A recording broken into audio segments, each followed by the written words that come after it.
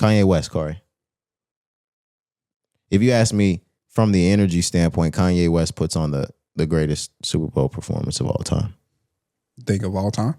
I think Kanye West puts on the greatest Super Bowl performance of all time. That nigga said it again just to make sure. Yeah. Nigga, that's what I said. Yeah, did this nigga not hear me the first time? Yeah, I just was asking.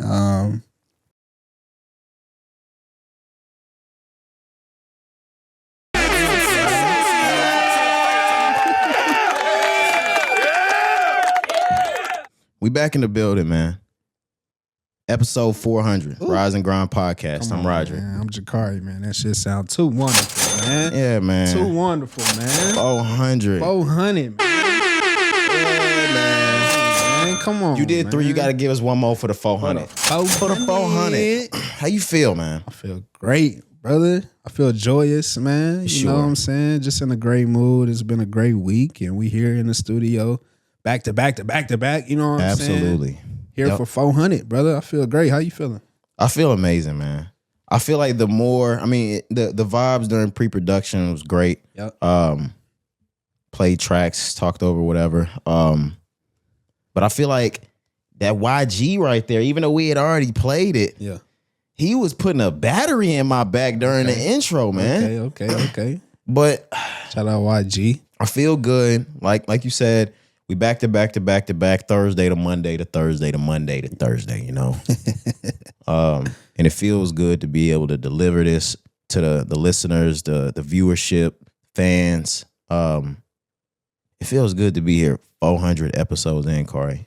Yeah, it's actually kind of insane, brother. We were talking about the journey all the way up, and we started mentioning the shift we took in 2022, and we started mentioning the fact that we've done almost 280 episodes just inside this studio right here. Yeah, I know. That's fucking crazy. Yeah, bro. Well, we like you said, we was looking at the numbers and doing the math. Yeah, that kind of blew me away.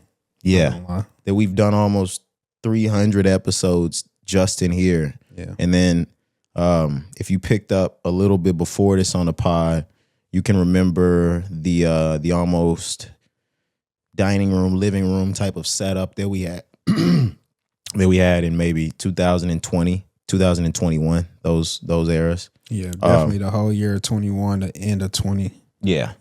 If you can back up, if you're a day one, if you were a 4-lifer, a 4L'er. A 4L'er for the 400. If you a 4L'er, for the 400. You can remember, just like I said, the days me and Corey just, in school, trapping this shit out of my mom Deuce's house in my bedroom. I don't know if I've ever said this on the pod, but I know we've talked about this before. And I know we've talked about the come up, all of that. No J. Cole, pun intended.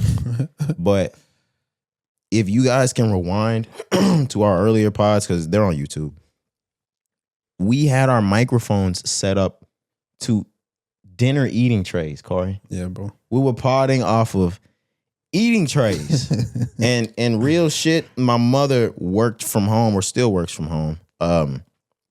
And as time goes by, she gets brand new chairs and recycles her chairs in and out. We're just in here podding off of my mom's old work from home chairs. Yeah. We don't have real deal desks or mic stands. So we're podding off of dinner eating trays, trying to get the microphone right in the middle of the tray so it doesn't overbalance and fall over on you. We crammed into I was about to say we need a knee in that. We bitch. need a knee crammed into a bedroom with a twin bed right behind us. Yeah, bro. Yeah, man. That was 20 and 21 and 22 years old for us, or 20 and 21, really 19 probably too. I can't even remember. 20, started in 20. Because 2018 was 20-year-old us, 21-year-old you. I turned 21 that year. Yeah.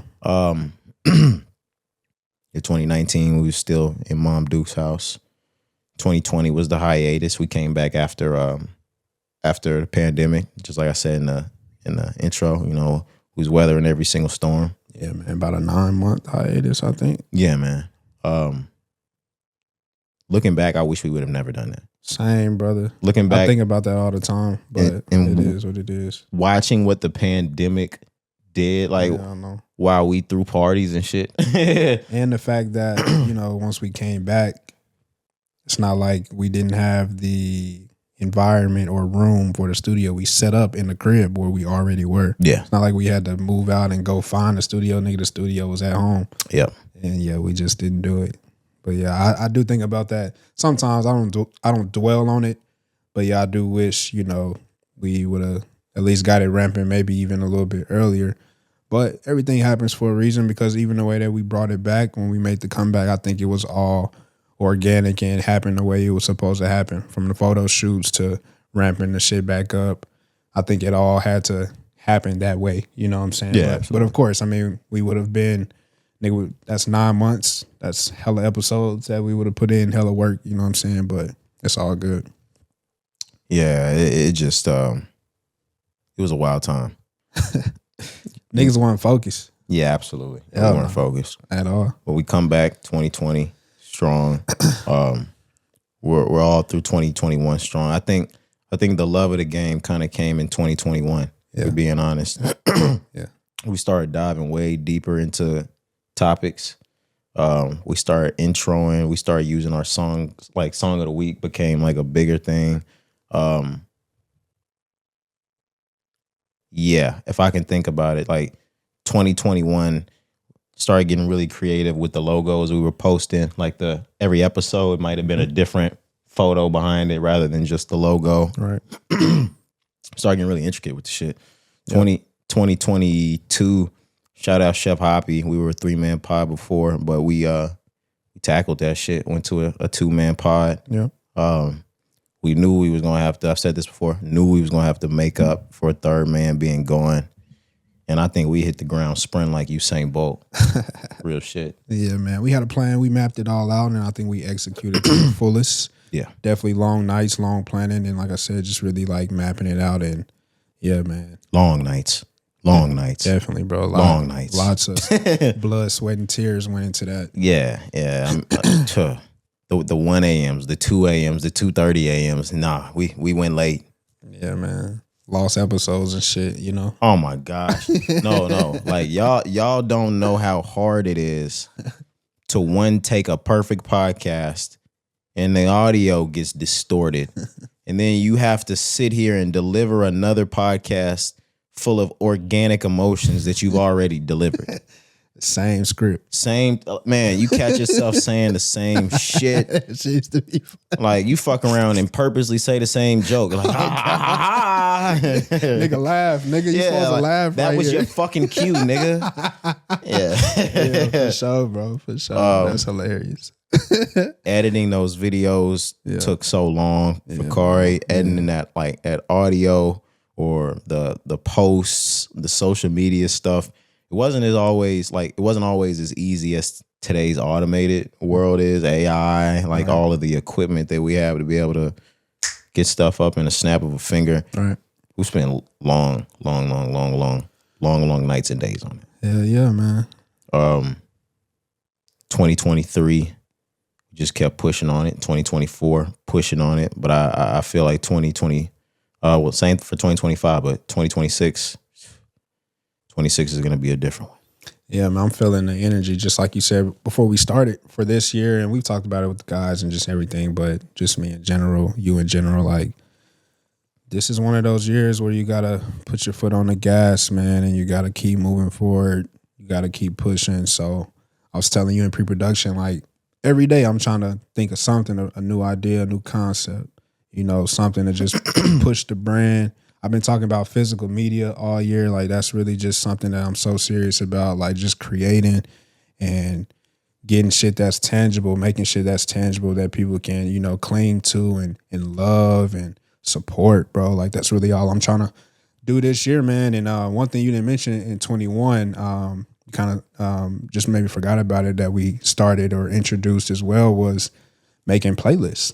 And that's something that's been, right. That's something that's been like, nigga, our bread and butter for the pod. You Absolutely. know what I mean? So like, I feel like 21, that was also something that we kind of started and brainstormed. It was like, yeah, we should start doing that. And Obviously, we've continued to do it our own individual playlists. We've done Christmas playlist, and we getting back to that shit this year as well. You know, like just everything, bro. Like just creating, man. Like that's all I'm about this year. That's gonna be my word of the year probably. But I'm excited, man. I'm super excited for this year and everything that we got moving forward. And I've been reflecting as well, just like how you were, on just the years and how much time goes by. When we said that number, the exact number is 277 episodes that we've done in this studio.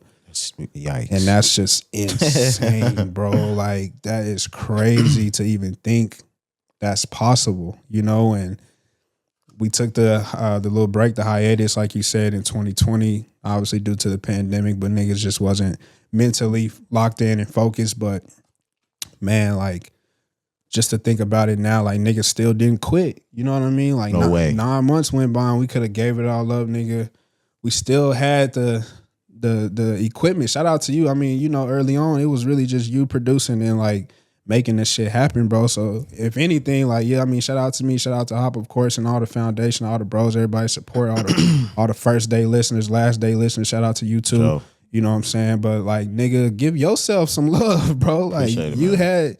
I say it all the time, like to be able to think of something like this and make it happen, like actually formulate the idea, buy the equipment, start the shit by yourself, nigga. I looked at episode 1, I swear to God, just like a week ago, or at least like a screenshot I had of it, and nigga, it's just you in mom's crib, like just doing it, you know, like nigga just set up the camera and just press record. I'm like, to even have the guts to do that shit at 19, 20, 21, however old niggas was, like, bro. Fuck them if you don't like it. Like, bro. If you don't like it, fuck them. Bro, yeah. Like, come on. You know, like, that shit crazy to me. So I think about, I'm like, yo, like, nah, that shit insane, bro. Like. Appreciate it, man. Man, for real, bro. I thank you a lot, bro, for real, because. I never think of it like that. Now, you always hear that type of shit. Like, hey, don't be afraid to go at it. Like, just post your shit. Just put it up. Like, don't care who listens, who's watching. Yeah. And the crazy thing about it is, fuck way back then, of course, and I appreciate it. And I've never really patted myself on the back for that, but one of these days I actually will. Yeah. But this whole time, when it was me, you, and Hop, when it was me and you, if you couldn't make it, and it was me and Hop, like all of us, like this, especially me and you, that we've got this thing. And we've been pushing it for years. Yeah, we've never thought about it like that, Cari. Like, and that's how that shit really turns out lovely. Yeah. You've never thought about the scared factor. Mm-hmm. And to be honest, back then I didn't even think about it like that. I really just, not like I thought I was the shit, but like I knew I was on the radio back in school, and I was like, you know what, fuck it. They're not gonna give me the other shit. We're gonna find alternative ways. I really just felt like I had a really good idea. And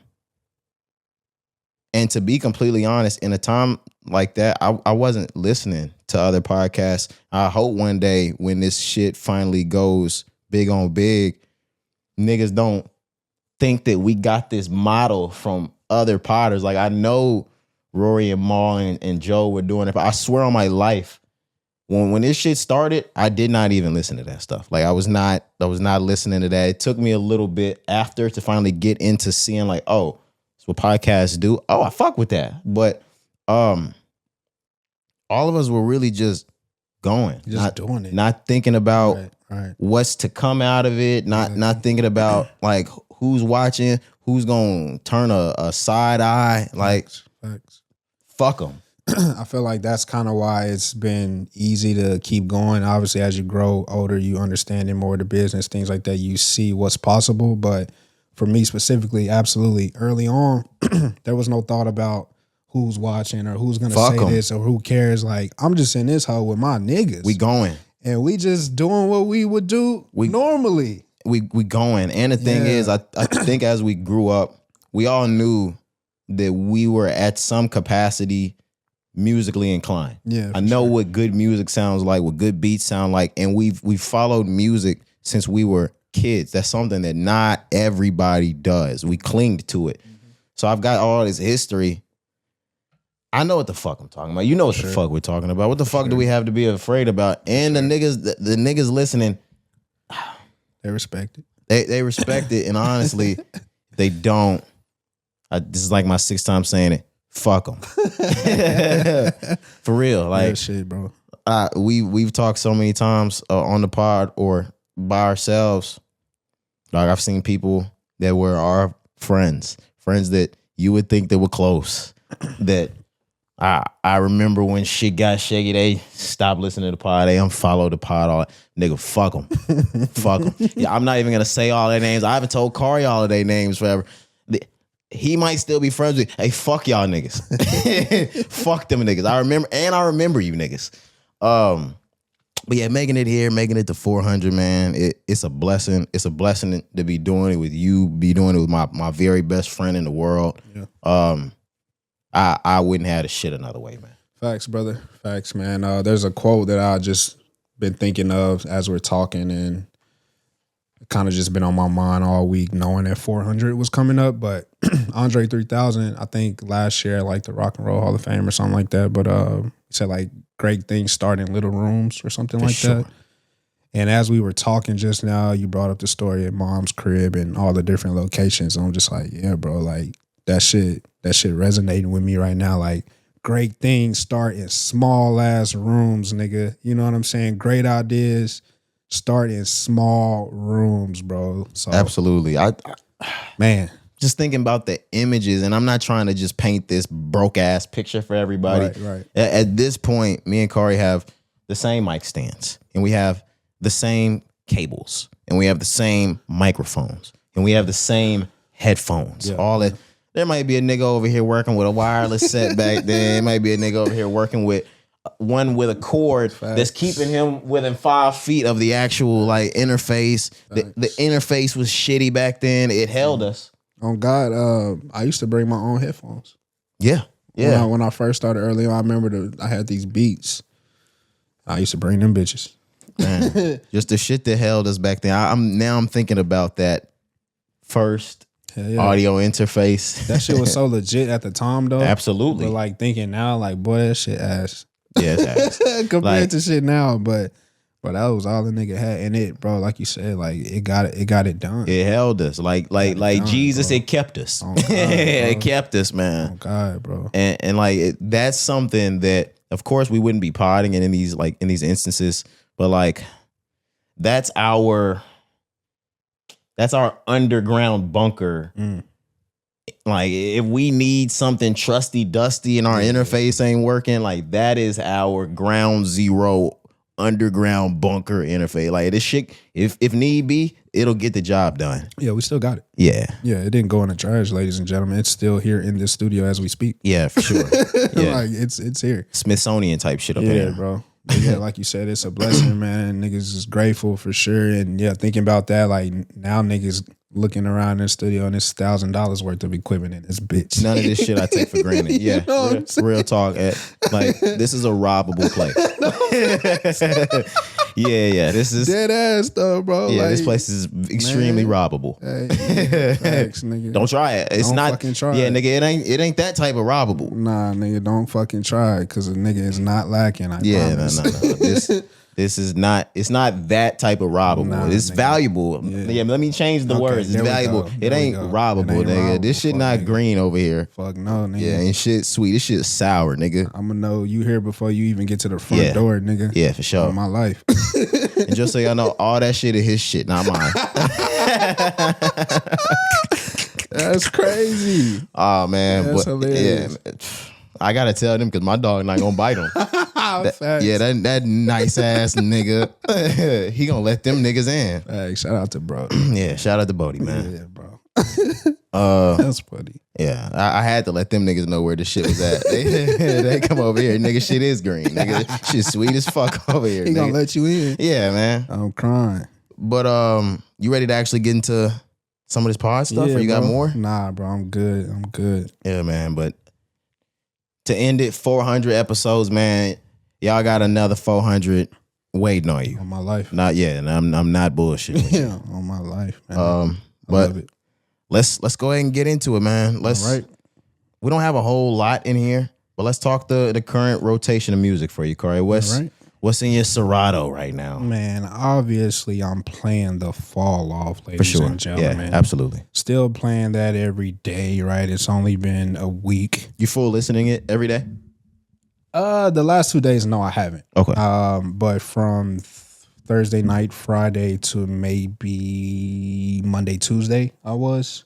But the last few days, I kind of just gave it a rest, and then also just been going back to just play like individual songs. But I've been playing Don Toliver. We're going to talk about that shortly as well. I think that's an incredible project. Absolutely. And I still just been playing a lot of oldies, bro. I've been on a sample hunt, and not really for a reason, just kind of like indulging and deep diving into music. And, you know, just every time I hear something, I'm like, if that's a sample, I want to find out where the sample came from. So I'm listening to a lot of oldies, a lot of R&B. I can try to get sample or two during the pre-production. Yeah, man. Some jazz as well. When I was in Chicago, I don't know if I mentioned this when I told the story and came back and everything, but one thing that I loved about Chicago, every place I went to, whether it was, you know, a restaurant, whether it was a tourist attraction type of place, whether it was a museum, like every place I went into, bro, I swear to God, like it was good music playing. I had my Shazam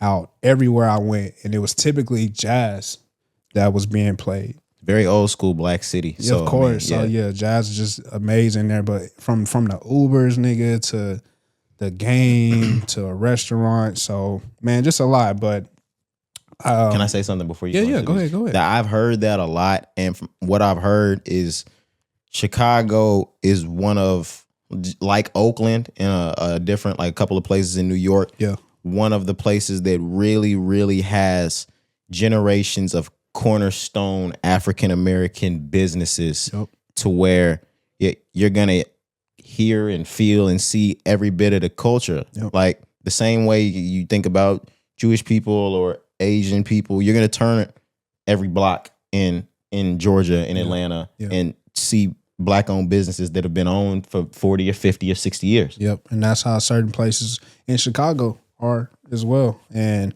everywhere I go, you know, when I'm traveling, I always try to hit the Black owned spots, and I did, you know, go to a few.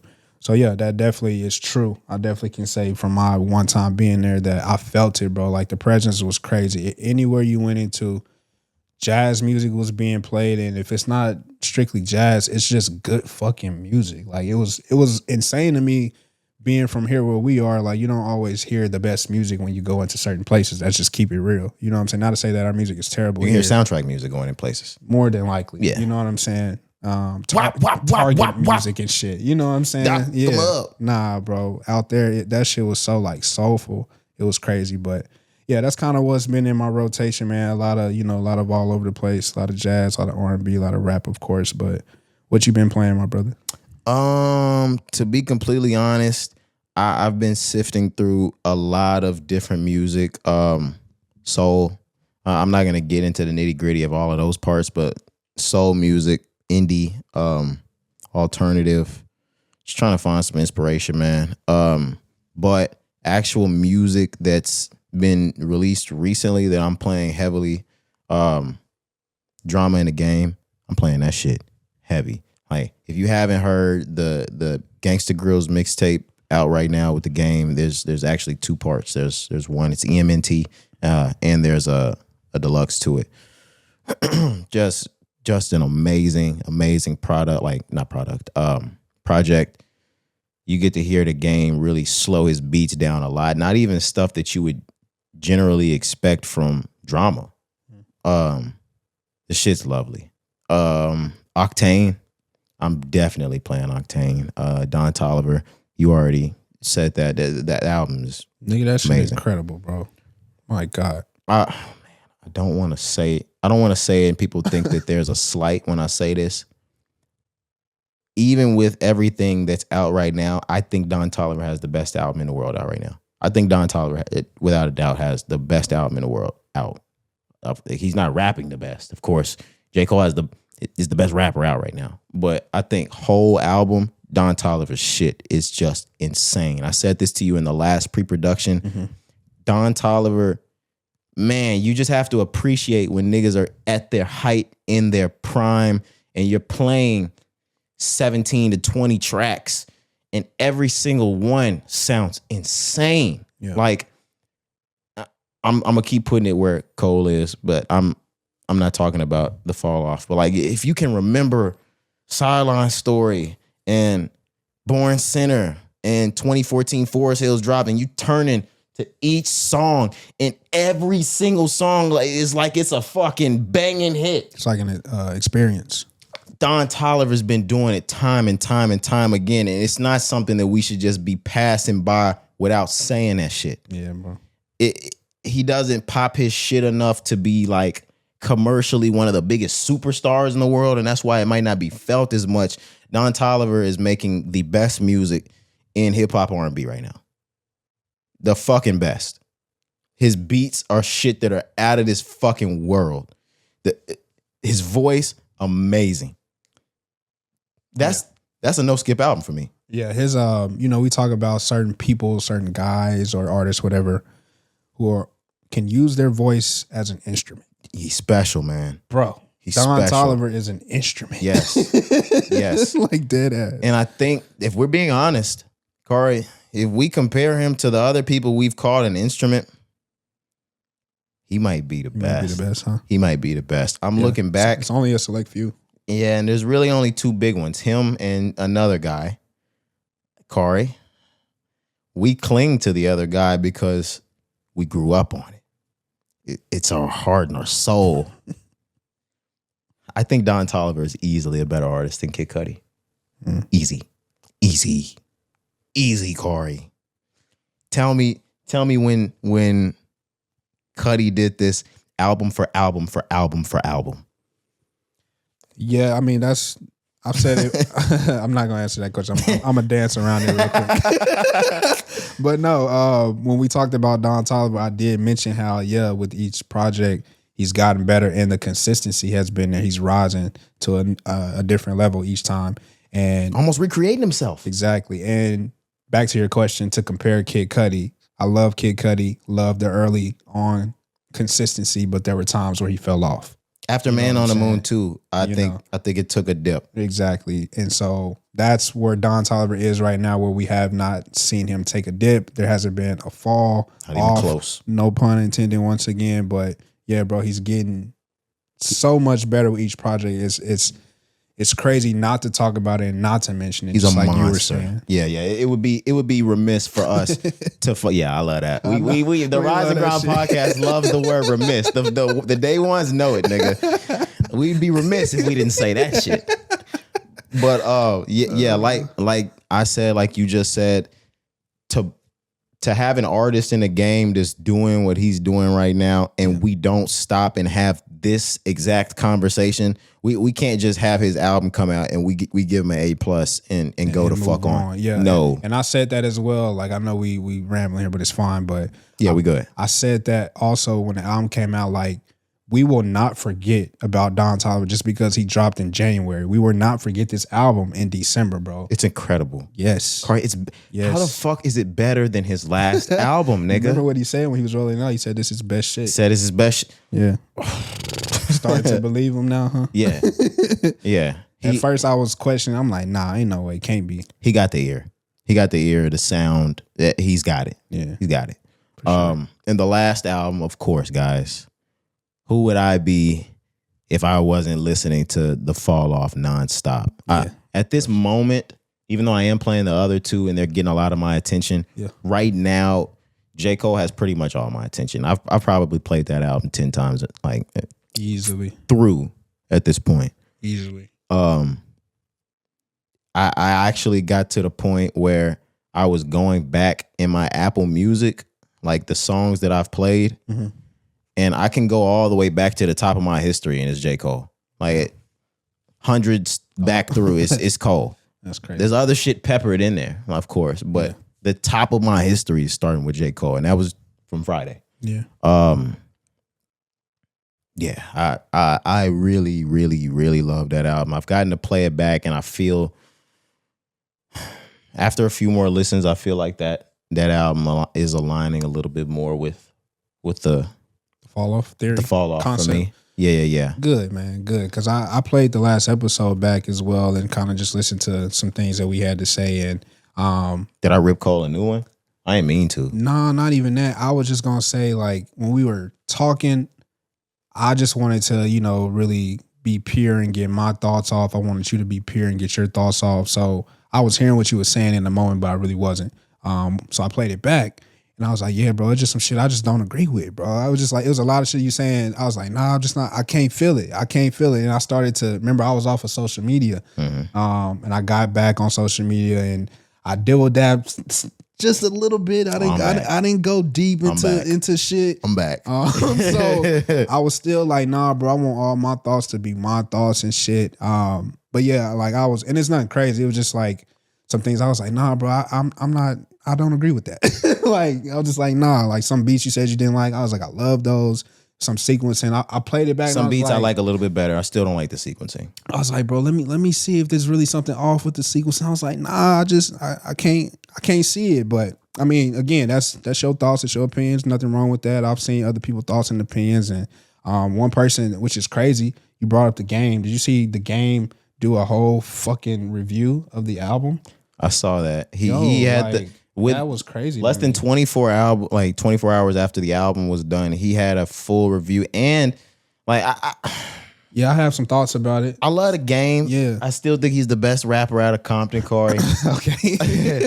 I had to standing on that. Yeah, I had to lead with it, you know. But I think that's corny as fuck. Man, come on, bro. And this is the one thing that I'll say, and I'll actually step into the bit. Leave that shit to us. Like facts. Leave that type of shit to us. I really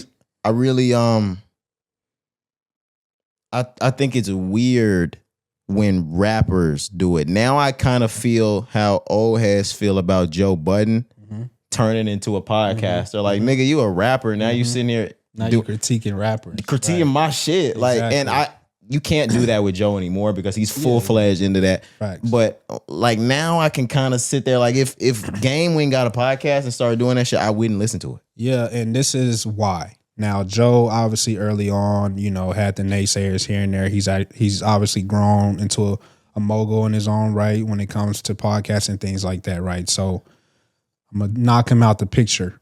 But the main thing about Joe Budden is that he no longer raps. He's retired. Yes, so very retired. With The Game, where my issue lies is, bro, you're actively in this game still trying to be the best rapper.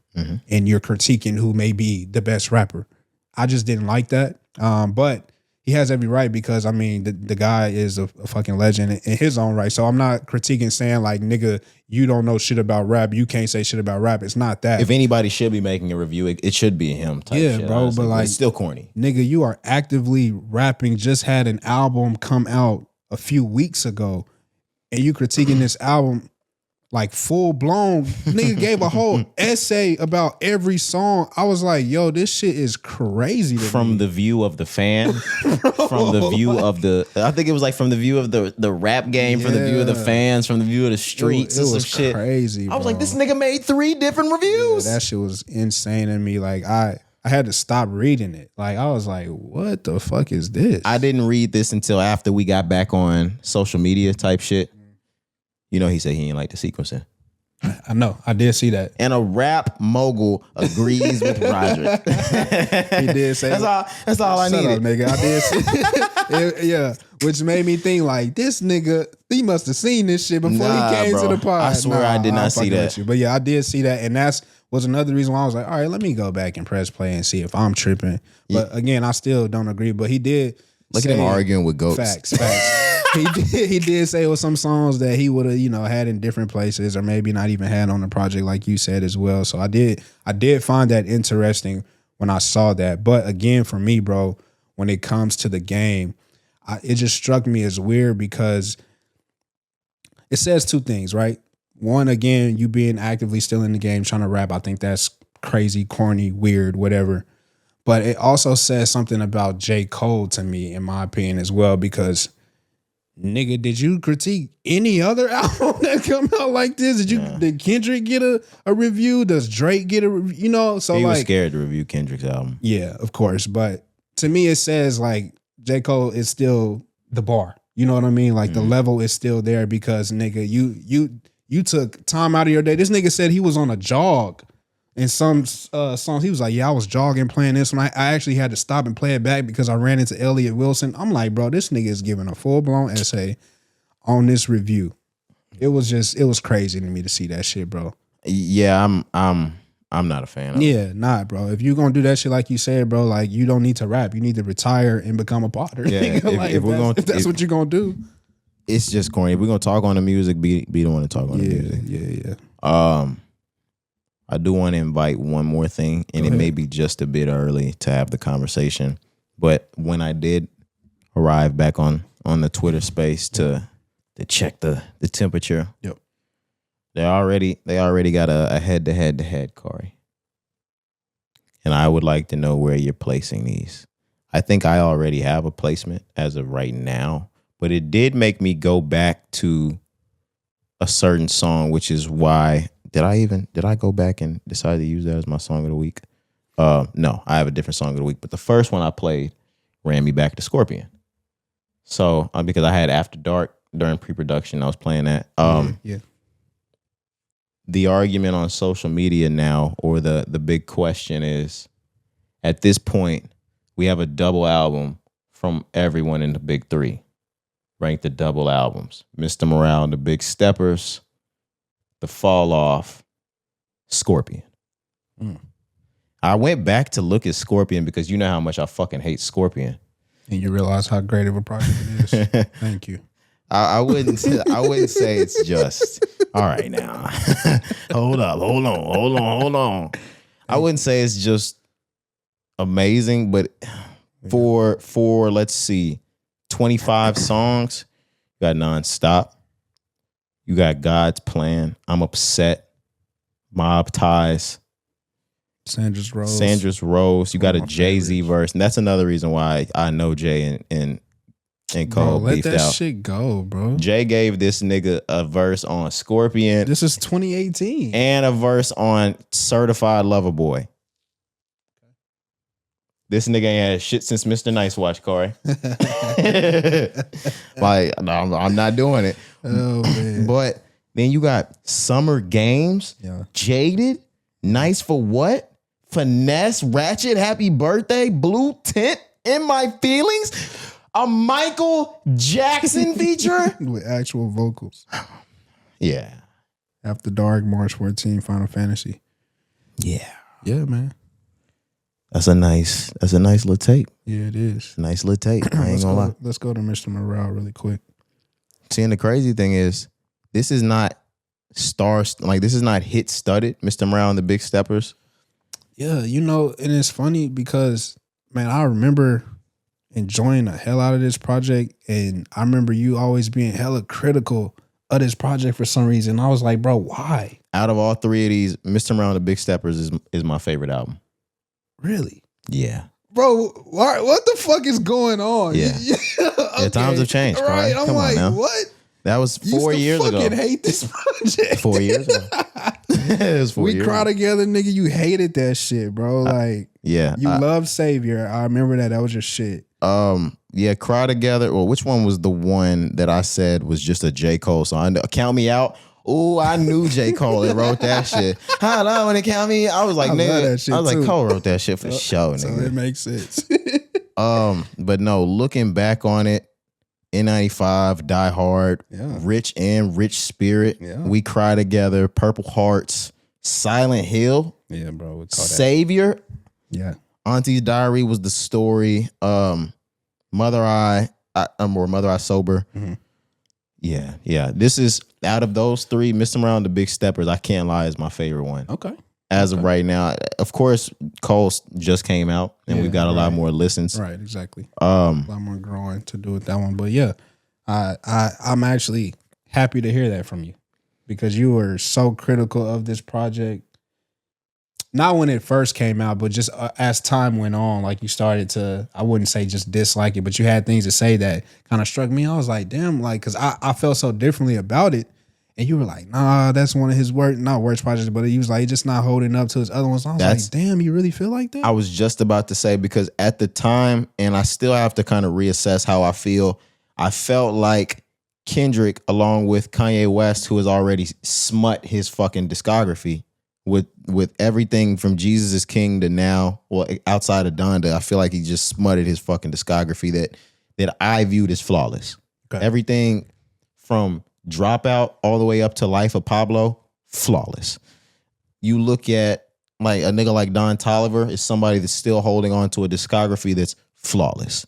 Then you get to Kendrick, you got Section 80, Good Kid, Mad City, To Pimp a Butterfly, and Damn. Some of the greatest pieces of music that have come out in the 20th century. Yeah. I'm sorry, the 21st century. Right, my apologies. Yeah, for sure. And then you put out Mr. Morale and the Big Steppers. That's a great, great album, but it doesn't push the boundaries to be just extraordinary. It wasn't one of those that you were like, holy shit, that nigga did it again. Over time, you get that feeling, but no, it wasn't. Initially, it didn't give you the feeling. It wasn't extraordinary for me. I'm remembering now. Yep. But now, yeah, I'm able to look back on it and was like, no, it wasn't a stain to his career at all. His discography is still flawless to me. It just didn't reach the heights to me that the other ones did. Yeah, that's real. That's a hell of a point. And you went to this tour, right? Was it I this did. one? Yeah, had box seats. Hell yeah. Do you think that also kind of plays into why you feel different? Of course it does. Of course it does. That honestly, I've gotten to like that will make me think about that. And I haven't gotten to that point where I'm just popping out at places now. Yeah. But it put a spotlight on me that you honestly don't know how good the music is until you pull up and hear him do it, bro. Yeah, yes, bro. Yeah, you really don't even feel how good the album is or could be to you until you hear that nigga do it. Bro, him and Keem on stage, bro. Yeah, I know that was insane. Keem, you ever seen your mama strung out when you study division? Holy shit, Keem. When you study division. That's crazy. Like, Keem, that's his sister you're talking about. Facts, nigga. Damn it. Oh, yeah, bro. Just a side note, this is some fucked up shit. Like, this is how you know just teenagers be on the fucking internet. I saw somebody today and they made me want to get right back off Twitter because I told you I'm back on it. Somebody was like, fuck Kendrick, because they got Baby Keem news out that we'll talk about on Monday. Right. But they were like, fuck Kendrick. If anybody remembers, Drake was showing social media love to Keem before Kendrick. It doesn't matter that's his baby cousin, nigga. Right. Or that's his They second cousins, yeah. Come on, nigga. Yeah. Like, what are we talking about, nigga? That's weird. They was like, yo, Drake was showing love to Baby Keem way before Kendrick. No, he wasn't. Yeah, that had to be. Yeah. Right. On Jesus, I saw it this afternoon, Corey. Yeah, that's crazy. Like, what are niggas talking about? You saw this nigga probably in diapers. Like, what? Like, he was around for this nigga's raising. Like, what, bro? Anyways, yes, crazy. But out of those three, Mr. Morale will be your favorite. Mr. Morale is my favorite. Then I think I have Cole and Corey. I still don't like all those hits, and something about Scorpion still just doesn't fucking do it for me. Yeah, I know. It's like a dream deferred for me. It could have been so good. Give me your list for it if you can. Yeah, I mean, obviously for me, I'm gonna rank Cole at the top. That's crazy. Probably that's crazy. This nigga a week out. Yeah, but then really just fuck, bro. Yeah, let's do Kendrick and Scorpion. It's really just Kendrick and Drake right now because I don't call this early, right? But man, I may have to pick Scorpion. I'm not gonna lie to you, bro. Like that album. For me at the time, even through all the cloudiness, bro, I sat with that album for a very long time in 2018. Bro. I really tried to, man. And there were just a lot of like individual songs and moments that I have running jokes with my frat brothers about certain songs. We designed a shirt based off of how he aligned. Okay, so this is almost nostalgic to you. I mean, I don't want to just say just because of that. I really enjoyed the music. Okay. Yeah, like don't get me wrong. Like all of those things tie into it, but I look at these songs like Survival, Intro, nigga goes crazy rapping his ass off. Sandra's Rose, I said that's probably one of my favorites. Mob Tots, he was talking that gangster shit on there at the time. And then you get to the B-side. B-side is the best one for me. Jaded, like you mentioned, bro. Finesse, bro. Blue Tint. Like, these songs really, that's what I'm saying. Like, the Ratchet Happy Birthday for the ladies on your birthday, man. Bro, like that Drake in 2018, even though it may have been clouded with the Sun and Pusha T and Kanye beef and all these other outside things that were going on, which happened and were really, you know, you can tell that it was kind of eating at Drake, but he still delivered as far as albums and songs and promo and doing everything that he's been doing over the years. He say DiGiorno. Nah, that's crazy. Nah, bro. I think I would have to go Drake Scorpion. But again, Mr. Morale and the Big Steppers from day one, nigga, I was praising that album. So it's not too far off for me when I compare those two just for like, or these three, or really just two here for the double disc or whatever, double album that we were saying. But wow, what a hell of a question. I did not know you were going to hit me with that shit. Another thing that I'm thinking about, Cari, subconsciously, my favorite rapper of all time is going to be Ye. I probably subconsciously already hated this album. Yeah, that's right. I'm sitting here thinking about it. Yeah. I probably came into this album hating it based off of this shit going on between Ye and Drake. Yeah, that's a good point. And then you get on there and you got songs like 8 out of 10. There's another one on Too Rich for Who, Y'all Just Got Rich Again. Nigga, don't steal the flow and then the beat and do this shit all like. He was cocky, bro. Yeah, like he was cocky as hell. He did the Kanye flow with the chopped up soul beat. Yeah. There's parts of them like that album that honestly pissed me the fuck off. If shit was at an 8, we liked it. Man, that nigga Drake was going crazy. Yeah. When I heard the beat and I heard the way he was rapping, I was like, nigga, is this Kanye? Is he doing Kanye right now? Yeah, man. Yeah, I probably never liked this album. I'm not gonna lie to you. Yeah, that's a good point. I didn't even think about that. It probably never had a chance for me. Emotionless, elevate. I wanted to hate this shit now I think about it. Jay-Z gonna get on co-sign the shit. You better get off, Jay-Z. Yeah. That's the other, we're gonna move on just a second. If I'm Kanye, how you expect me to keep all this shit cool with you, Jay?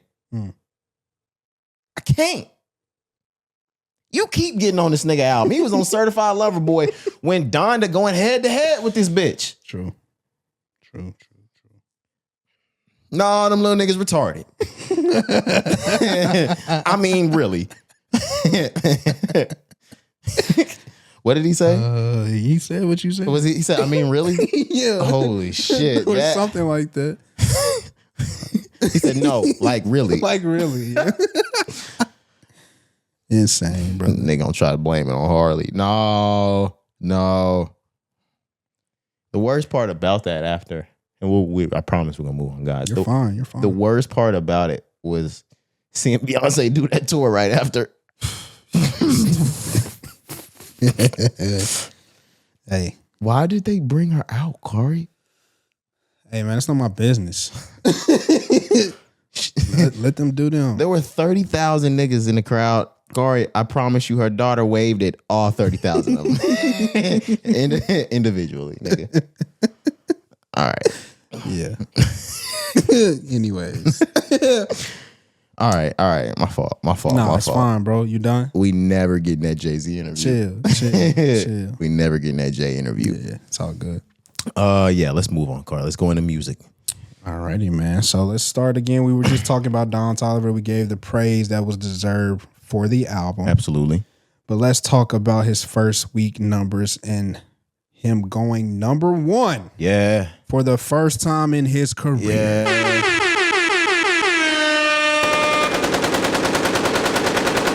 A debut at number 1 for Don Toliver. Album's only been out a week. He has sold 162,000, I believe, something like that. Somewhere around there, yep.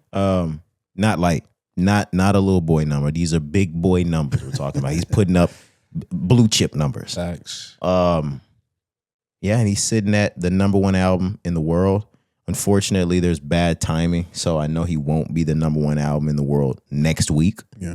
But you got to take your hat off when the hat deserves to be taken off and give the credit where it's due. I guess we should have saved a lot of the talk before, but I've got nothing but big ups. We talked Don Toliver earlier. The album's phenomenal. Track for track. There's not a track you can't play. There's not a track that you put on, you're like, next. He's taking shit to a new level every single album, like Cari said. And like I chimed in right after he said that, he's reinventing himself every single album. Love that. Heaven to Hell, Life of a Don. What was the one in between? The last album. Hearthstone was 2024. You're right. 23 was Lovesick. 23 was Lovesick, then Hearthstone, then Octane. He just puts on an exceptional performance every single time. Gotta love it. A plus work every fucking time. Now this year, I don't know what's up the sleeve for this year, but sitting in February, Don Toliver gets a nomination for Rap Album of the Year. Just sitting in February, where there's not much out right now. Yeah. But I think that album's worthy. And it's going to be a lot that comes out this year, don't get me wrong, but I still think at the end of the year when the cutoff is, I still think he's going to be there in the ranking. Yeah. He's going to be. For sure. You're not going to be able to talk rap for this year and not mention Don Toliver. No way. Simple as that. Especially because he's not anywhere near done. He's still got a whole show to take on tour. Exactly. Yeah. Exactly. It's only February. But if we, and I'm not saying at all, I'm not comparing the two, or saying one's better than the other or anything like that. But if we already have one of the biggest of the biggest of the big drop their album out right now, like drop their album, and it hasn't made Don Toliver's look abysmal, that's how you know he's putting out really good music, music worthy. Like if J. Cole is out dropping his album, which is the best of the best of the best music, and we're able to play J. Cole through full and put on Don Toliver after and still think it's amazing. Right. Yeah. And not feel a drop off. Yeah, not feel like we've missed a level in rap. Exactly. Yeah. Exactly. I honestly think when it comes to rapping, it's superior on J. Cole's side, but when it's these new sounds, it's like Don Toliver's doing something really creative right now. Couldn't agree more. Those nuances and like you said, just recreating himself each time, man. There's just not many people that are able to do that. And I have here the first week numbers for his entire career. So I just want to mention this. This will be my last little pocket or little nugget before we move out of here. Heaven or Hell in 2020 debuted at number 7, doing 44,000 first week. Okay. Lovesick debuted at number 8, doing 41,000.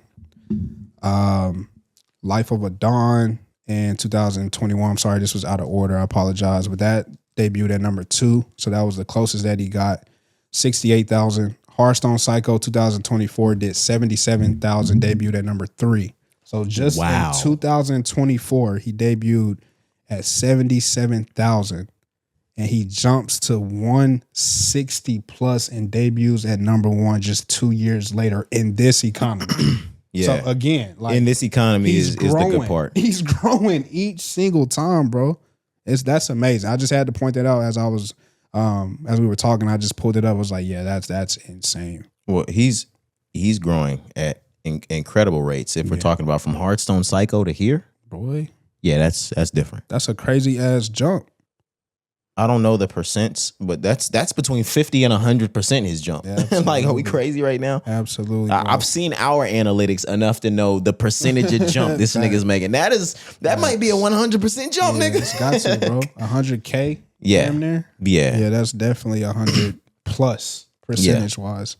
But yeah, once again, man, enjoying that project. I know we don't have to spend too much more time on it, but we would be remiss, one more time, I got to say it just because you said it. Now it's my time to say it. We would be remiss if we didn't talk Don Toliver and tell y'all to enjoy that album. It will not be forgotten, bro. It came out in January, and I promise you we're going to be talking about this album this entire year. For sure. Me and Cari will. That's Facts, for damn sure. Facts. But yeah, moving on, we can start talking some of the music that's expected out this weekend. We only got one here. Jill Scott, to whom this may concern. Yeah, man. This has actually been kind of highly anticipated. You know what I mean? It has been. She's been on a hell of a promo run, I think, all this year and even going back to the last few months of last year. We have 2 songs already out, and I'm looking at the total track list. It looks like it's going to be 19 songs. But this is shaping up to be a huge project from Jilly from Philly, my nigga. Yeah, I don't have too much on it. I know she went on a pretty big promo run. I heard a lot of her interviews. I'm a huge Jill Scott fan, and this seems like a revamping that she's trying to do. Yep. So I'm all for it. I can't wait to hear it. Yeah, definitely gonna press play on this. I'm seeing Too Short on the album. Whoa. Jid on the album. Okay. Ab Soul on the album. This is bringing me to a very interesting question that when you're ready to move on, I got something in between the pocket. Okay, no worries. Tierra Whack is another one. There's some other artists here as well, but I don't have too much. Just like you said, I'm looking forward to it and definitely gonna be pressing play on this tomorrow. But no, sir, I don't have anything else. What you got? What's your pocket? I just want to see if I can find something really quick. Okay. If not, I'm okay. Yeah, I think I'll be okay without it. But the question I want to ask, Kari, it's been almost 2 years. Where the fuck is that Alchemist Erykah Badu album? Oh, I think they shelved it. You remember they put out some songs? Yeah, almost 2 years ago. That was 2 years? I think that was in 24. I'm going to look that up. If not, it was in January of 25, Kari. No, I remember she went. So, yeah, we got Next to You June of last year. And then I think there's another one that's out. But she went on Drink Champs. And she basically said that Alk is so damn busy, which he is doing all these other projects, that he just hasn't been able to give it the time and attention that they want to be able to give it to roll out. Remember, they were doing concerts, playing a tour, like a mini small tour. They hit like maybe 5 to 10 cities. They end up canceling that. I definitely saw that. Yeah, and I think they just have it shelved at this moment. But word from Erykah Badu herself, the album is done. It's just not being pushed because Al got all these other projects that he's pushing out first. My thing is, Alk don't even really do a whole lot of promo for the album, so she must be wanting to do a full promo run and tour and the whole nine. Probably. Okay. And he can't do that. Fuck you no, know what he I'm can't saying? do that. He toured with every other artist that he drops with. He went to the Freddie Gibbs show last year. You know, they ran that whole shit. He about to drop him and Currency and Larry June. About to drop. And you know, Alk always working. So I believe her when she said like, yeah, it's not in the picture right now. And like you said, I think she does want to give it its proper rollout and tour because she wants to do what Jill doing. This all Erykah got. You know what I'm saying? Like, not to say that she can't make a project on her own, but like that's crazy. That's not what I meant. Bro, that's not what I meant. Come on. Hey, yo, that's not what I meant, bro. You know what I meant. I don't know. That's all.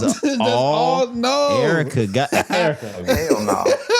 Come on, that's not what I meant. You gonna let that nigga talk about you like that? Nah, I can't. She up the street. I was about to say, bro, I didn't see her literally walking on the streets. I can't do that. You know what I mean, though? Like, this is what she's working on. That street. Yeah, she be in White Rock. Oh, no. Shit, Like, you know when I say walking on the street, you had that shirt out. Shut it. You remember that? You walking over at JFK, got shot with that shirt out. Don't want nobody next to me. But no, what I meant is that I think that was just like where all her eggs were in that one basket. And you know, Alk got many baskets that he's filling. That's all she got. Yeah, that's all she got was crazy. I can't believe I said that. Like, nigga, that was a legend. I was gonna say to a fucking legend, Kari. Yeah, that's crazy. Like, she the type legend, like when she son you can't even say nothing. Like, you just got son. Yeah, just take it. That's how much respect she get. Absolutely. Yeah. She could son you in front of the homies, you gotta take it. Gotta just take it, bro. For sure. Because who are you to talk shit back to Erykah Badu? To Miss Badula. All right, ma. Yeah, my fault, gang. But yeah, we're out of Jill Scott. I'm looking forward to that. That's something that I don't have too much to look forward to this weekend. That's gonna get an instant download for me, Jill Scott. Question. She better be talking about some grits, yes. No. Oh. You playing this or Brent Fayez first? Kari. I almost forgot that Bucktooth Fuck was dropping. Yo. Man. God damn. I just don't get it. And Kari about to get me started again. Yeah. I just don't get for the listenership, how you respect yourself and play shit like that. Bro, look, let me ask you a I question. want more for myself. Let me ask you a question. The off key and not on beat, whatever, singing same key, all the same shit, right? The conversation. Do you think he's doing this shit on purpose? Or do you think he ain't singing? No, I think because thank you for finally bringing this fucking question to the surface. No, I really thought about this. I heard some other like pods kind of having a similar conversation, but like it dawned on me. I was like, maybe he's figured out some shit that works for him and he's just doing this shit on purpose. This my mic right here. Yeah. This my camera right here. Yeah, that's you. That nigga can't fucking sing. That's what it is, guys. He can't fucking sing. Bro, tell me the fucking song you've heard of Brent Faiyaz and you're like, man, he's going crazy on the vocals. Bro, he got hits though, nigga. I don't give a fuck, nigga. I'm just saying, like, just because you don't like it. Lil Pump had a number one. Don't do that. Gucci Gang, Gucci Gang, Gucci Gang. And on my Lord Jesus Christ, I've listened to Gucci Gang by Lil Pump probably more than any other fucking Brent Faiyaz song I've ever heard. Man. I would download 12 Gucci Gangs before one whole Brent Faiyaz album. He's just not good to me. And like I was saying to the listenership, the viewership, if you really, damn, this is a campaign against this nigga. I see. If you really value music and artistry and notes, you shouldn't respect yourself listening to that nigga. He's selling you a dream, nigga. Like he to me is the definition of a music nigga bullshitting you. Like he's bullshitting you. He can't sing. Now, okay, not saying you're right or wrong. I'm not defending this nigga by any means, but back to the album and what we talked about the last episode, mastering by Mike Dean and then being exactly produced by Raphael Sadiq. Do you think with somebody like Raphael Sadiq, one, he would even try to work with a nigga who does that shit? Do you think it's gonna change? That's what I'm saying. Raphael Sadiq, do it. That's what I said last time. You did say that. Y'all go home, and I didn't give these examples last pod. If you go home and listen to, I forgot the name of it. Damn it.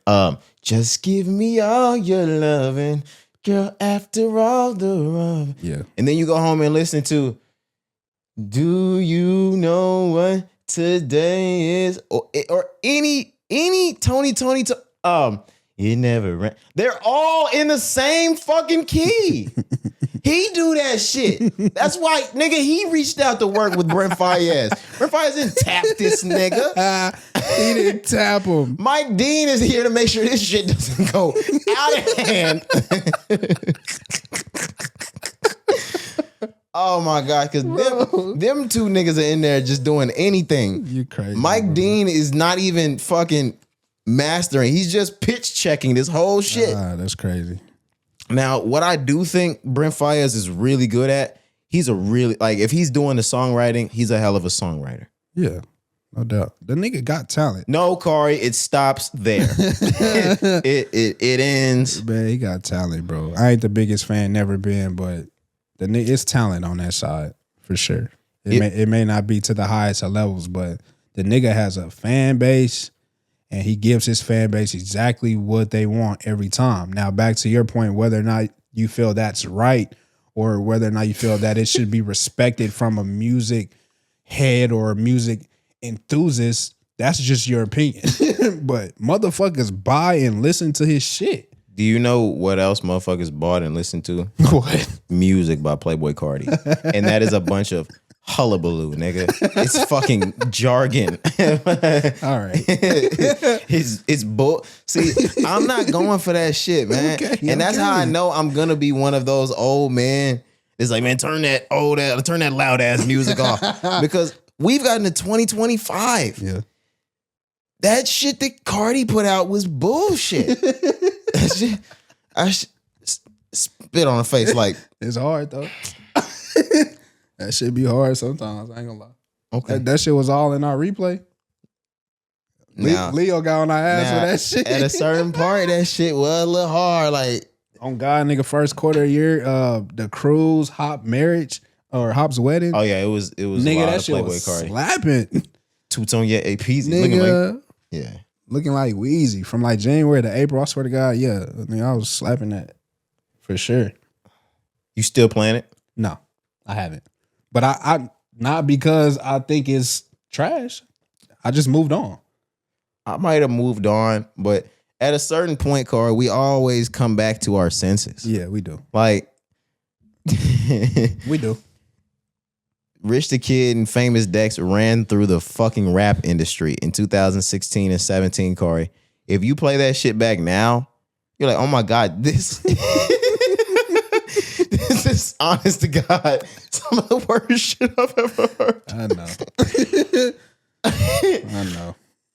I'll let you have another year on music. Okay. Or I Am Music, whatever he was able to do with it. Yeah. I'll let you have about another year, and I'm gonna task you with playing the entire album over again, Cart. Nah, bro. Honestly, I wouldn't even play the entire album then. I was gonna say, honestly, you might be able to play that shit tonight, Right. Yeah. and it's trash. Yeah, it was only certain songs and shit that I was playing. Oh man, nobody can play music again for me right now and tell me that it's good again. And especially not with the shit that's out right now. I'm not even going, I'm not going back to that. Yeah, actually, I want niggas to play in order J. Cole, then Don Toliver, and then go straight to it. Go straight to Playboy Cardi and see what he's got to offer, nigga. Brother. But all right, let's move on. Okay. I think it's clear, even without answering your question, I'll answer it now. I'm going to Jill Scott first, Corey. Absolutely. Okay, I got you. We're going to get to like Sunday to record the Monday pod. You probably ain't even gonna have heard. Corey, I'm not giving like fuck a probably. Okay. I'm not listening to this. This is the first time I'm letting not only Corey but the listenership know I'm not doing my fucking job this weekend. That's why. Unless like we got a obvious hit off of the album. Okay. Like last one, I can't remember what the hit was. He had a hit. I still don't like it, but he had a hit off the last one. I think he had something with Drake. That was the album before last, I think. That Wasting Time? Yeah. You're talking about Wasting Time. Before that, see, I don't even know. That song was a waste of fucking time. Brent Faiyaz. Gosh. All Mine? No? Was that last one? Nah, it was before that. Damn, this nigga got a lot of shit out. Oh my God, niggas be listening to this? I told you.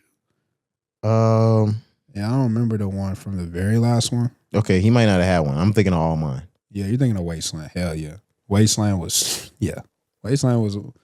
a special. What was Wasteland? Nigga, called? Wasteland was good as fuck, bro. Special. Very special. You should definitely give it a chance. You know there's a reason he's not signed to a major and never has been. He one of them niggas that took the indie route. That's what you're going with? He took the road less traveled by. The road less traveled by. It's crazy. And that made all the difference? Yeah. Fuck out of here. He's rust to the rap game or the R&B game. Gang Over Love is one song that I will say I do enjoy by Brent Faiyaz. What's the other one? Rehab, Winter in Paris. That was on Rainy Cuss Collection. Oh, really? Okay. But but what you said last. Yeah, like I said, God knew I was putting him on there. He flushed it. Flushed that shit. Hurt that shit back, nigga. Yeah, let the shit dwindle, nigga. Like, yo, that shit was funny. I ain't gonna lie. Send the flood, God. Yeah, he crazy. Anyway.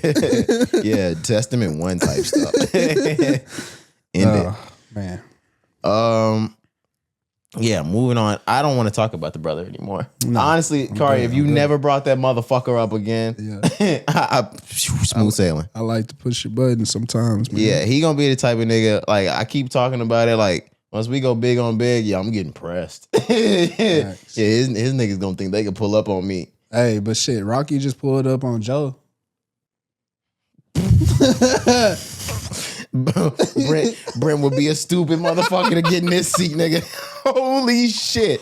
Oh, Brent would be a courageous. I'd have to tip my hat to Brent Faiyaz after that shit. I'd have to play an album too, nigga. If he came and sat down in one of these seats here, nigga. All right. Because I'm handing him that shit.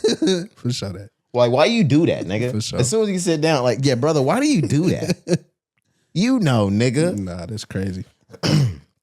All right, but moving on. Let's get to news. We don't have too much music. That was it. Just look forward to that stuff this weekend. Brent Faiyaz, Jill Scott.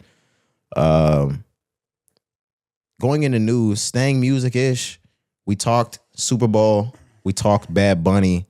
Corey, now it's time to kind of address post Super Bowl, the reaction. I was actually kind of more excited to have this conversation than having it on Monday. Yeah. Of course, we'd get to have the reactions to his performance, which even now, I rewatched it. Man, Bad Bunny did a hell of a job. Like, you real life gotta be hating if you said that was bad, or Republican. And the thing is, I'm damn near over on that side, and that was a great performance, nigga. Fuck Ice. Yeah, I couldn't agree more, bro. See that I made it political, guys. Yeah. I'm gonna talk about that because I did it last part too, but yeah, like you said, it was kind of fresh, just happened, right? We really turned the game off and turned the cameras on at a certain point. So I'm more excited to have the conversation now, seeing all the reactions and headlines and feedback. So yeah, let's dive into it, man. Let's start with the boy, the president. The boy. I'm like, who's the boy? No, not Drake. Right. I'm like, what did Drake do? No. Well, let's start with your president of the United States, not you, Corey. Yeah. But I mean, both of us, of course. But I'm talking more to the listenership and the viewership. Your president of the United States, President Donald Trump, tweeted. This was, I believe, either during the show or right after the halftime show. Yeah. The Super Bowl halftime show is absolutely terrible. One of the worst ever. It makes no sense. It is an affront to the greatness of America and doesn't represent our standards of success, creativity, or excellence. Nobody understands a word this guy is saying, and the dancing is disgusting, especially for young children that are watching from throughout the USA and all over the world.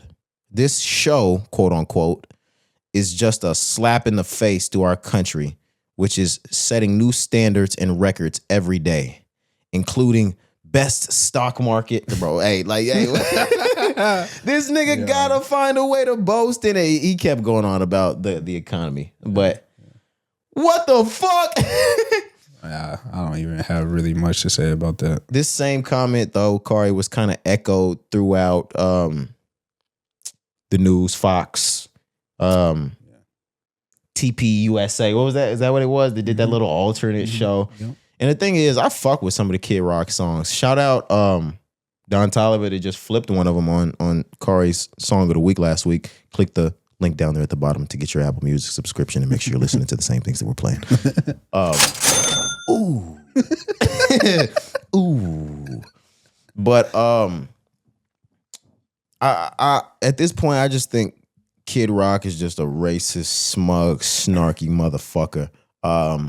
He was on, I believe, Fox doing an interview about it. I saw his too. Did you see his interview? Yeah, I heard him talk about Jay-Z and shit. The thing that I don't like is he's trying to paint it as if he has no problem with Bad Bunny or whatever he's doing. He basically was like, man, I hate that they put that poor kid in that position to do that, knowing America didn't want to hear him. Wow. Like, I just hate that they forced TPUSA's hand and having to step in and provide an alternate option for the American people to watch. He was like, salute to the kid.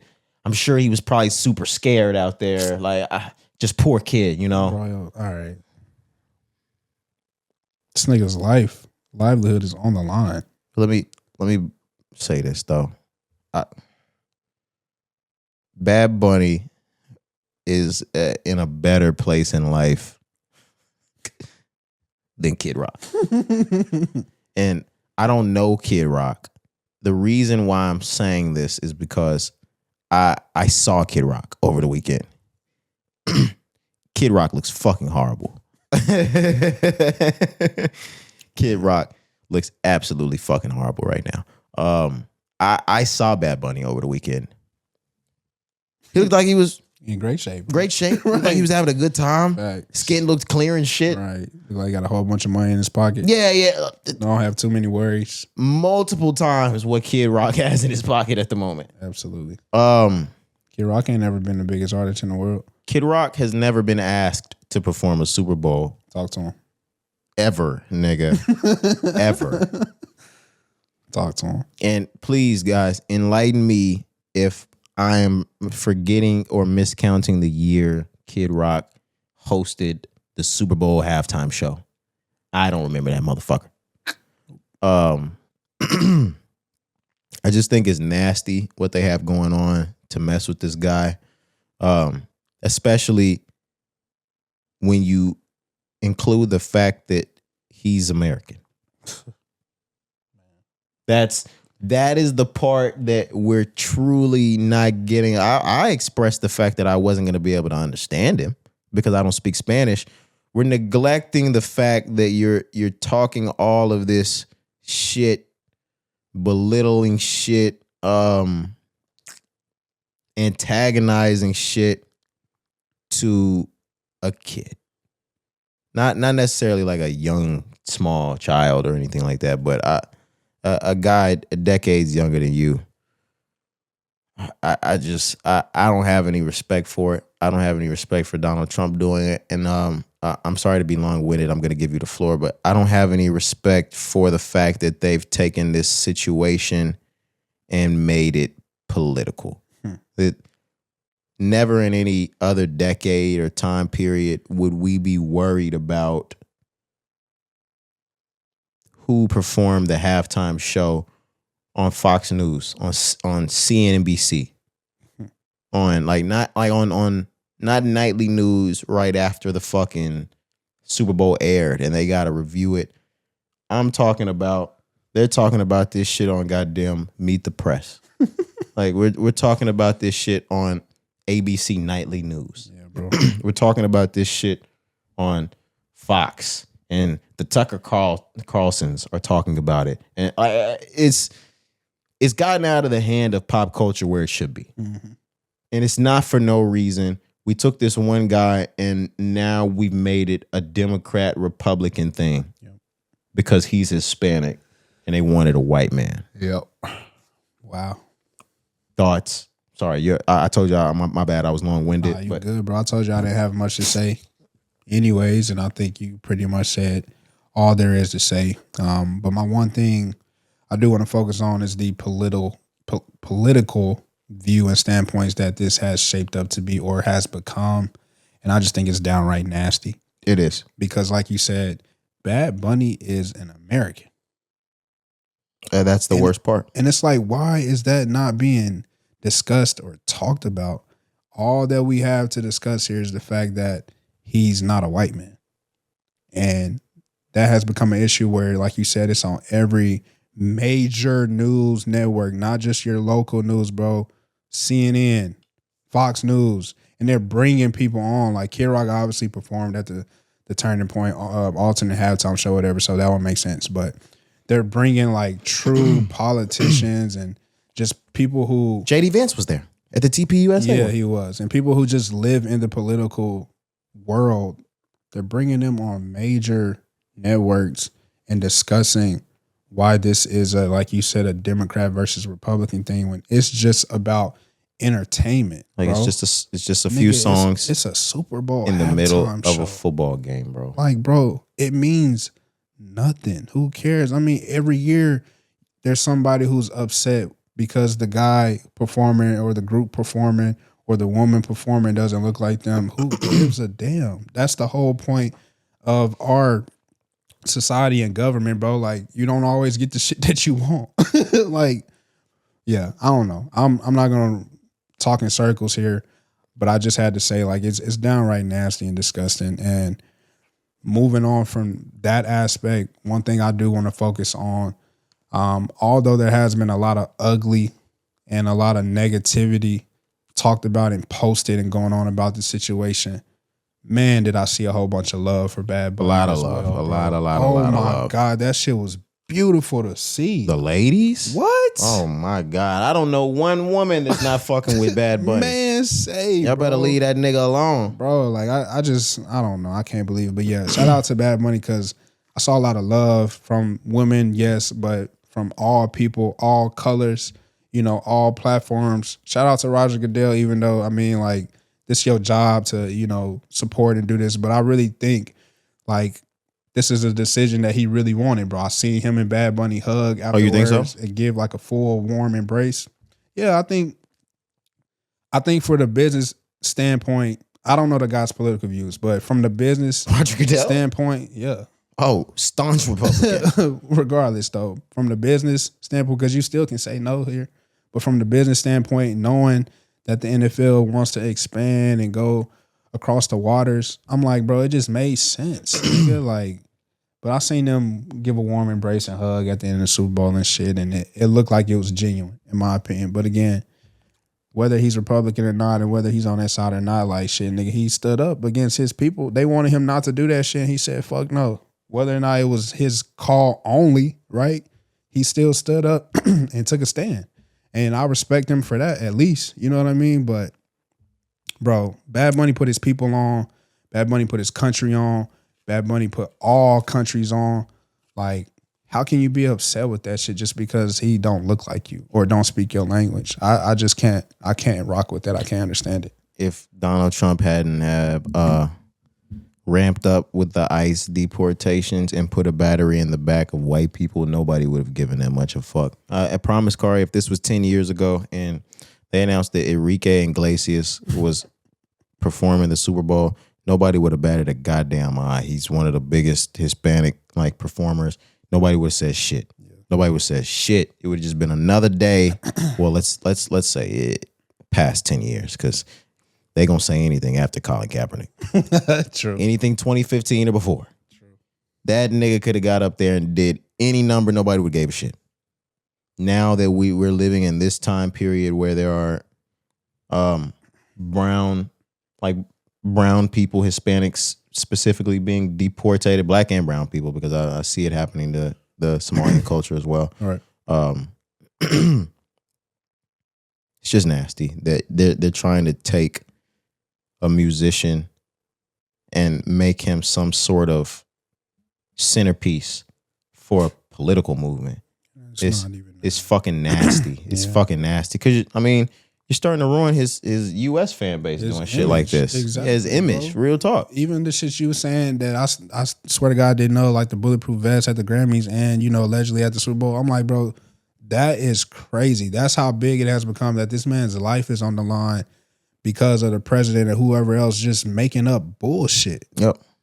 That's not right, bro. Especially for an American citizen. And the worst part that you got to think about, yes, I have a bulletproof vest on, but nigga, I have to perform with this mic on, which means I can't even cover my head, nigga. Yeah, I know, bro. I can't even cover my head up, bro. Yeah, they might not be able to hit my chest. They can rock my fucking medulla oblongata, nigga.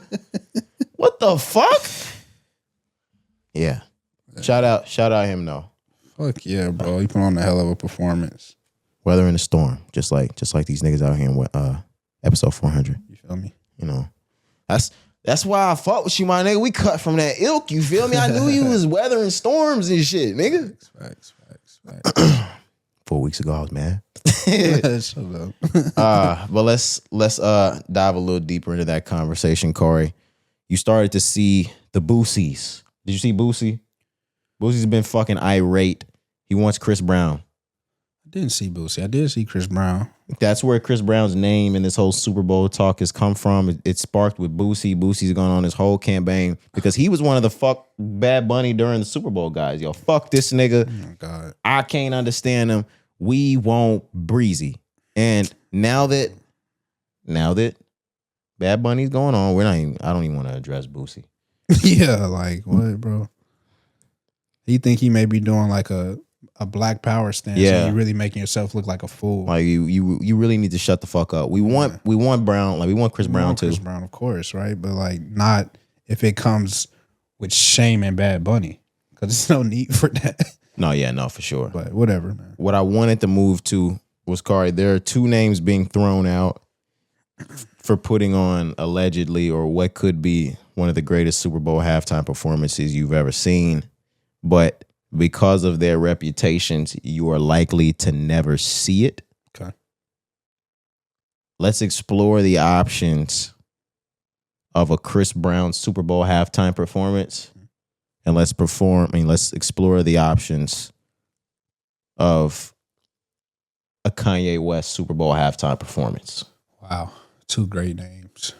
Yeah, crazy that neither of them have ever been. It's not crazy because of, like I said, the politics. Right. Chris Brown could undoubtedly, in my mind, put together and perform the greatest Super Bowl halftime you've ever seen. His hits stretch throughout every genre besides country, damn near. I honestly, even though I like Usher more, I feel like he would have a more exciting halftime performance than Usher. Yeah, I agree.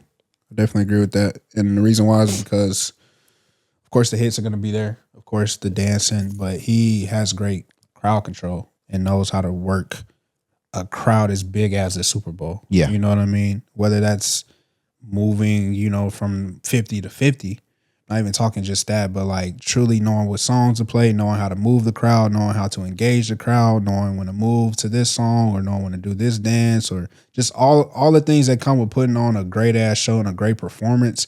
It's not too many people that are better at doing that than Chris Brown. So yeah, I definitely agree that Chris Brown would probably be in the talks of the Prince and the Michaels and all of that if he was given a chance to perform at the Super Bowl. I absolutely believe that. I'm just trying to see really quickly. Excuse me, miss. He's got no guidance. I'm just going through some of his essentials. I was going to say, he ain't even going to perform there more than likely. He got hits. Loyal, Lil Wayne Tiger. Why is what I'm reading not having the She Ain't You? He can't play Take You Down. Nah. Yeah, you don't do Take You Down. Not doing that at the Super Bowl. You get Say Goodbye? Yeah. Yeah. Think so. You get Ayo. You get Gimme That? You could be in the back saying gimme, gimme. Yeah, Give me that. You might get that. You get Run It. For sure you get Run It. Yeah. Don't Wake Me Up, you get Absolutely. Yeah, for sure. That's pop. You get Look at Me Now? I don't know about that. Little nigga bigger than gorilla because I'm killing every nigga that could try to be on my shit. Better cuffy chick if you would, I can get in. She accidentally slip and fall on my dick. This isn't the show to show how good of a rapper you are. You're right. But you get Deuces? I don't even think you get Deuces because it's too slow. Because it's slow. You want to be able to rock the crowd. You get 15 minutes or however long, the performance is, nigga, you want to rock the crowd. I don't know, Cari, because I definitely feel like you get With You. You may get With You. You see, that's where I feel like he gets those different transitions in there. Like he gets to go from slow to fast. Maybe. I would have to rewatch Usher's performance and really see how he transitioned, because I really can't remember off the top of my head. But I don't know. I just feel like that one was a little too slow. You get Kiss Kiss with T-Pain comes out during the Super Bowl for sure. I don't know if T-Pain comes out, but I can. Nappy Boy. I can hear that song. In Pretty Boy. Nappy Boy Radio. I can hear that song, though. I don't know if T-Pain comes out. If he comes out, he's the Samuel L. Jackson to Kendrick Lamar shit. Yeah, I guess. Welcome to Nappy Boy Radio. I'm going to take you to the Super Bowl. Yeah, no, we can't have Nappy Boy Radio taking you to the Super Bowl. You get Wall to Wall. Do you say that one? You definitely get wall to wall. I can see the background dancers with that shit. You get Wall to Wall easily. Turn the music up. Ooh. Yeah. Okay. This is a really good show, Cari. Boy, what? I'm telling you. They're gonna be talking about it as one of the best. Does the NFL put shit aside and give it to him one day? Nope. This is the thing that I think, and I don't know. This is just the thing, guys. I know it's the actual situation that's doing it. You think Rihanna got him blackballed? Nah, not necessarily. Man, I think now at this point, just the effects of it. Because if you ask me, yeah, go ahead. If you ask me, the stain with fans I would say yes. But if I would say no, if somebody were to ask me, do you think anything besides the Rihanna shit, like the Karuchi stuff or anything else, really plays into him losing deals like brands endorsements and the Super Bowl? I'd say no. I think that all stems from the Rihanna situation. Yeah, I guess. But I don't. Man, shit was so long ago. It's like, I know we talked about this before, so I'm not gonna go there. But I'm like, damn, is it still that? Because it's almost outrageous now at this point that could still be the effect. It is though. Like there's nothing else, Kari. There's so many other people that have horrible attitudes Right. that do drugs, done this on camera, kick and smash things when they go places. Right. It's that. It's just like a fucking do not hire on his fucking resume. Every single other job that calls about him, they wants him, they gonna call his past employer. Yeah. And they're like, okay, he sounds great. Okay, he dances great. But is he rehireable? No, click. You could be right, bro. He's gotten a do not hire from all of them. Which sucks. Because he could perform super good at the Super Bowl. One thing I was going to say, though, as well, that could play a small part just more recently, the last 2, 3, 4 years, is the fact that each February that comes around, he speaks on how he doesn't get picked. And I think that could also be playing into the era that we're in now with having Jay in the building and just having more hip hop and black and brown representation. Okay. I mean, how many times do you want to ignore a guy or pick a guy if he keeps picking at you every time you don't choose him? Like, you probably just overlooking his ass. Every time the ballot comes up, I'm sure his name is on the ballot. No. But it's like, man, this guy talks shit. This guy says this about us. Why would we give him the chance to put on a show at our shit? I'm just thinking, like, yes, I believe the Rihanna shit and everything else that he's done still plays here, but it also could just be the image. Sometimes you just gotta suck it up, though, Kari. The same way, man, it's the NFL we talking about, though. The same way Cole won a Grammy.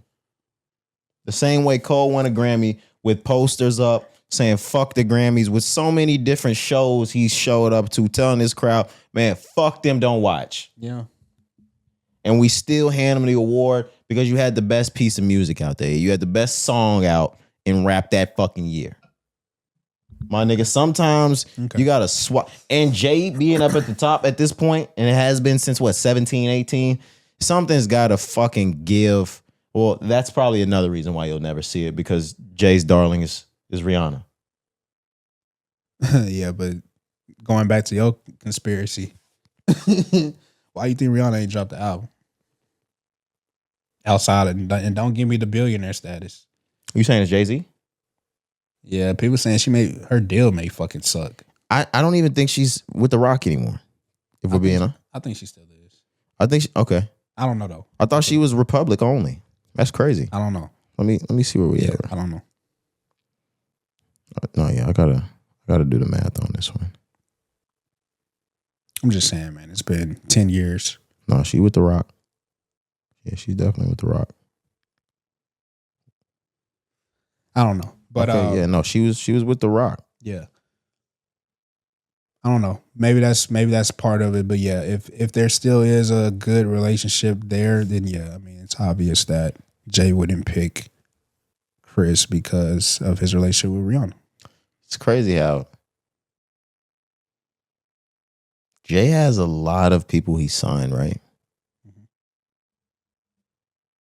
None of them niggas really fuck with him anymore. Besides Bleak. Bleak the only nigga that still fuck with Jay. Ye's definitely not fucking with Jay. Jay don't fuck with Ye too, though. It's two sides. I think it's a mutual thing there, to be honest. The other sides, like Cole and all them, I think it gets to a certain point where you kind of outgrow this is the guy I look up to, and you just see him as the businessman. It's no longer like that's my hero. And you've started to learn enough about the game to know the power is in having it in your own. You see what I'm saying? Like, and I think that's kind of where Rihanna is, where she's still under contract, but maybe she don't want to drop the album under That contract. Yeah, you heard they say Meek suing that nigga. Yeah, you told me that last episode. I didn't look into it, but I did hear you say that. They say he signed with that nigga. That's what I mean. Like, he ain't got nothing but J1 some more albums of that nigga. Yeah, exactly. Oh, exactly. Cole had to buy himself out. Yeah, Jay might be a shrewd businessman. Like I've always known he was a shark. Like if we talk like Shark Tank type shit, like he's a fucking shark. Right. But hey, it might not be shit sweet over there. That nigga sold crack to his mama and shot his brother, Corey. Can't trust the nigga. Why did niggas think shit was sweet with this nigga? I don't know. Nigga, I shot my can. I don't know, man. Imagine selling crack to your mama, right? Never. I don't want to imagine. If she pull up with that gyuha. Chill out. She pull up with that gyuha. Yeah. That's crazy. Yeah. Yeah, but let's move on. Kanye West, Corey. If you ask me from the energy standpoint, Kanye West puts on the greatest Super Bowl performance of all time. Think of all time? I think Kanye West puts on the greatest Super Bowl performance of all time. The nigga said it again just to make sure. Yeah, nigga, that's what I said. Yeah, did this nigga not hear me the first time? Yeah, I just was asking. Don't get me wrong. I have the same praise that I just have for Chris Brown. I have the same and probably more for Kanye West, just from a performative perspective or aspect. It's an easy pick for both of these guys, bro. If you're truly looking at entertaining and having the best show possible, the catalog, the crowd control, nigga, the everything. Everything you want.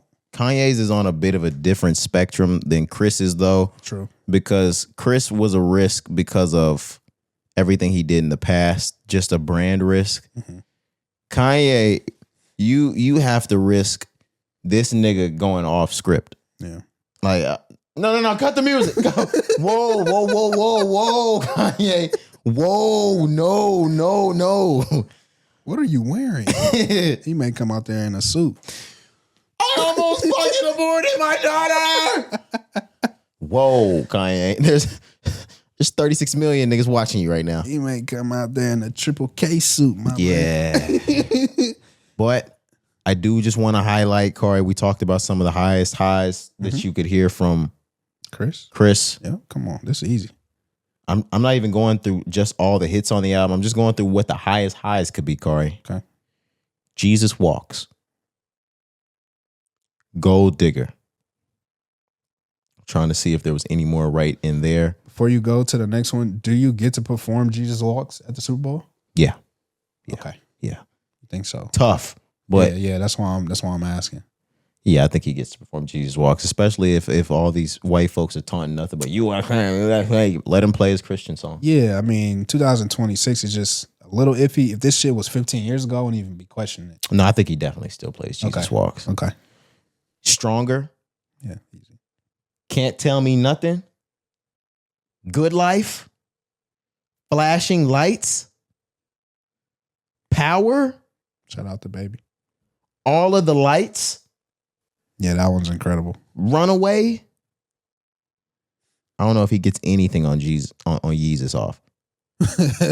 Black Skinhead. Yeah. Now that I will say, Corey, and that's still a monster. Black Skinhead. He may get bound. He might. I'm just playing the super high highs right now. For sure. Oh my God. Father, Stretch My Hands.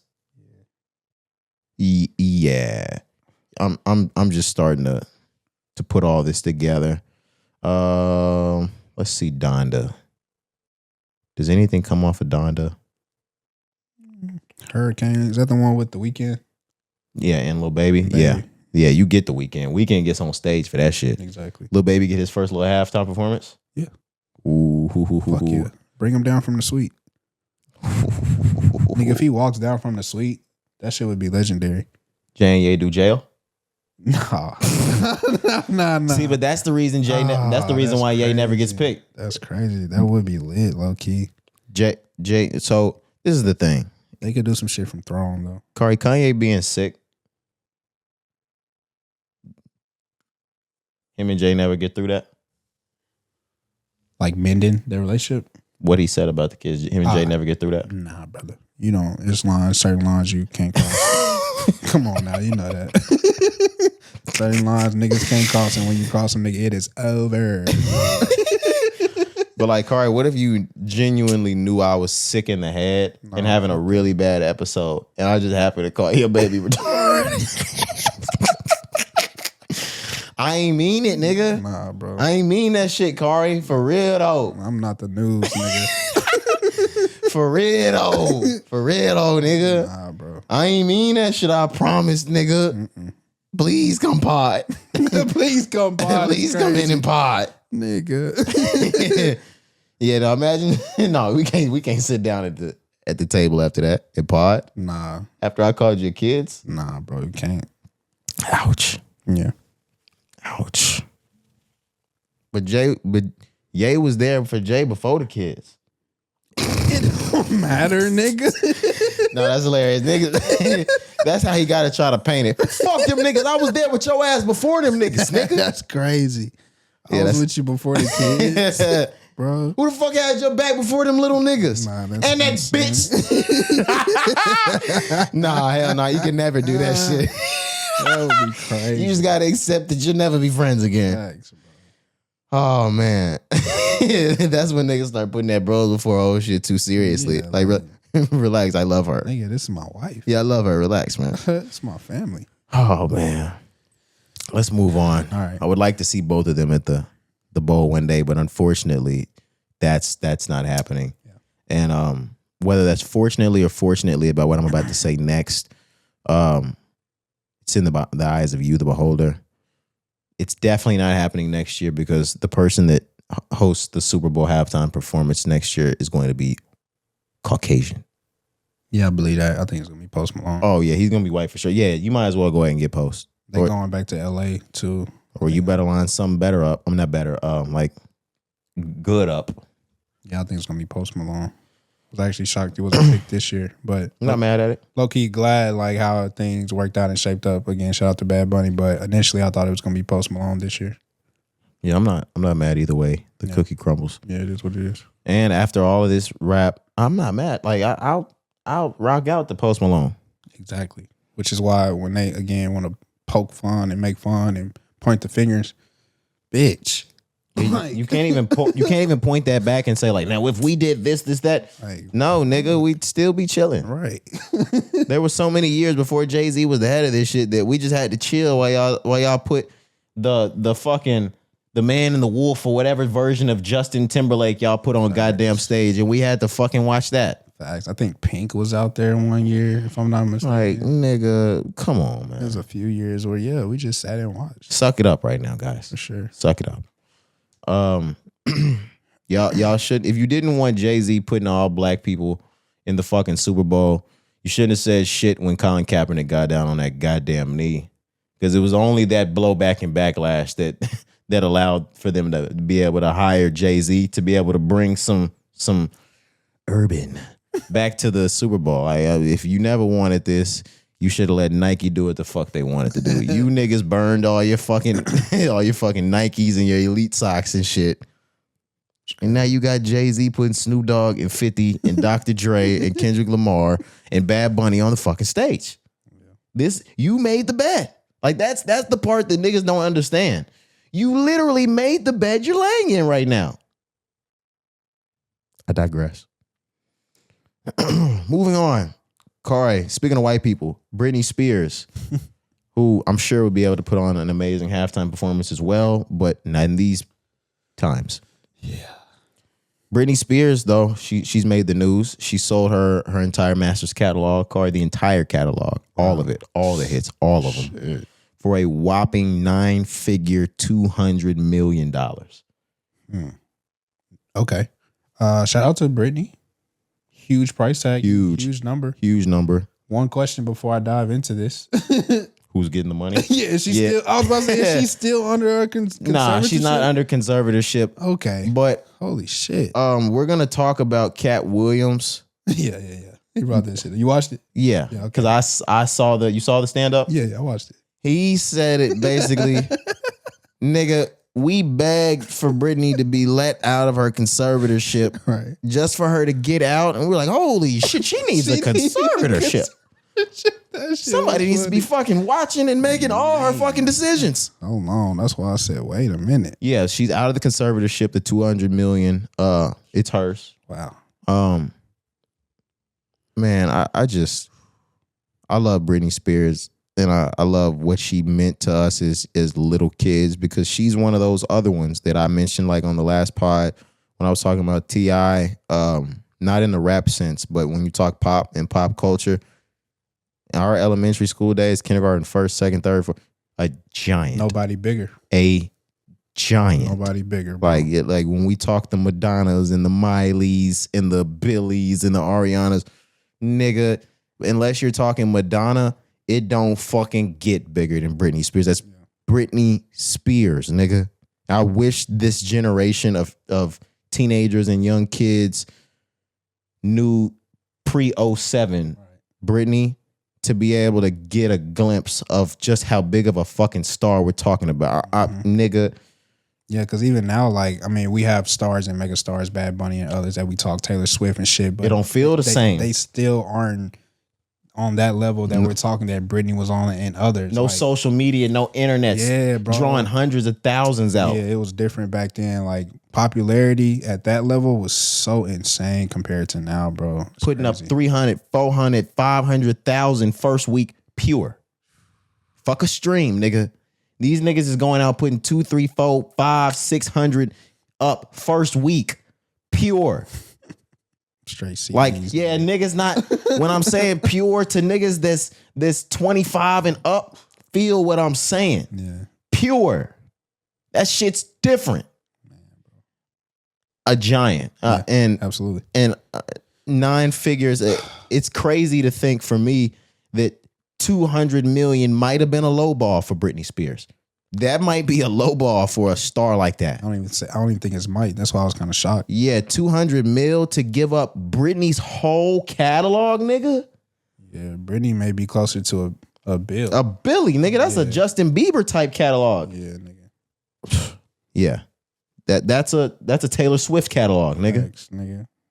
Yeah. Taylor can get $1 billion right now. Taylor can get a Billy. Yeah. Easy. Crazy. Off the fucking music. Off the strength, nigga. Off the strength. I remember even when we started this pod in 2018, we lived in an era where we said music alone don't make you billions. Yeah. Music alone will make you billions these days, Corey. They do now. Absolutely. Yeah, we used to talk about how niggas had to have multiple ways. Gotta have a liquor company. Yeah, you gotta have 6, 7 different streams, like all of it. Nah. Man, streaming changed the game, bro. Yeah. In a good way and a bad way. But yeah. If what we're talking about right now, like for people to be able to do that. It made the rich richer. Nigga, wow.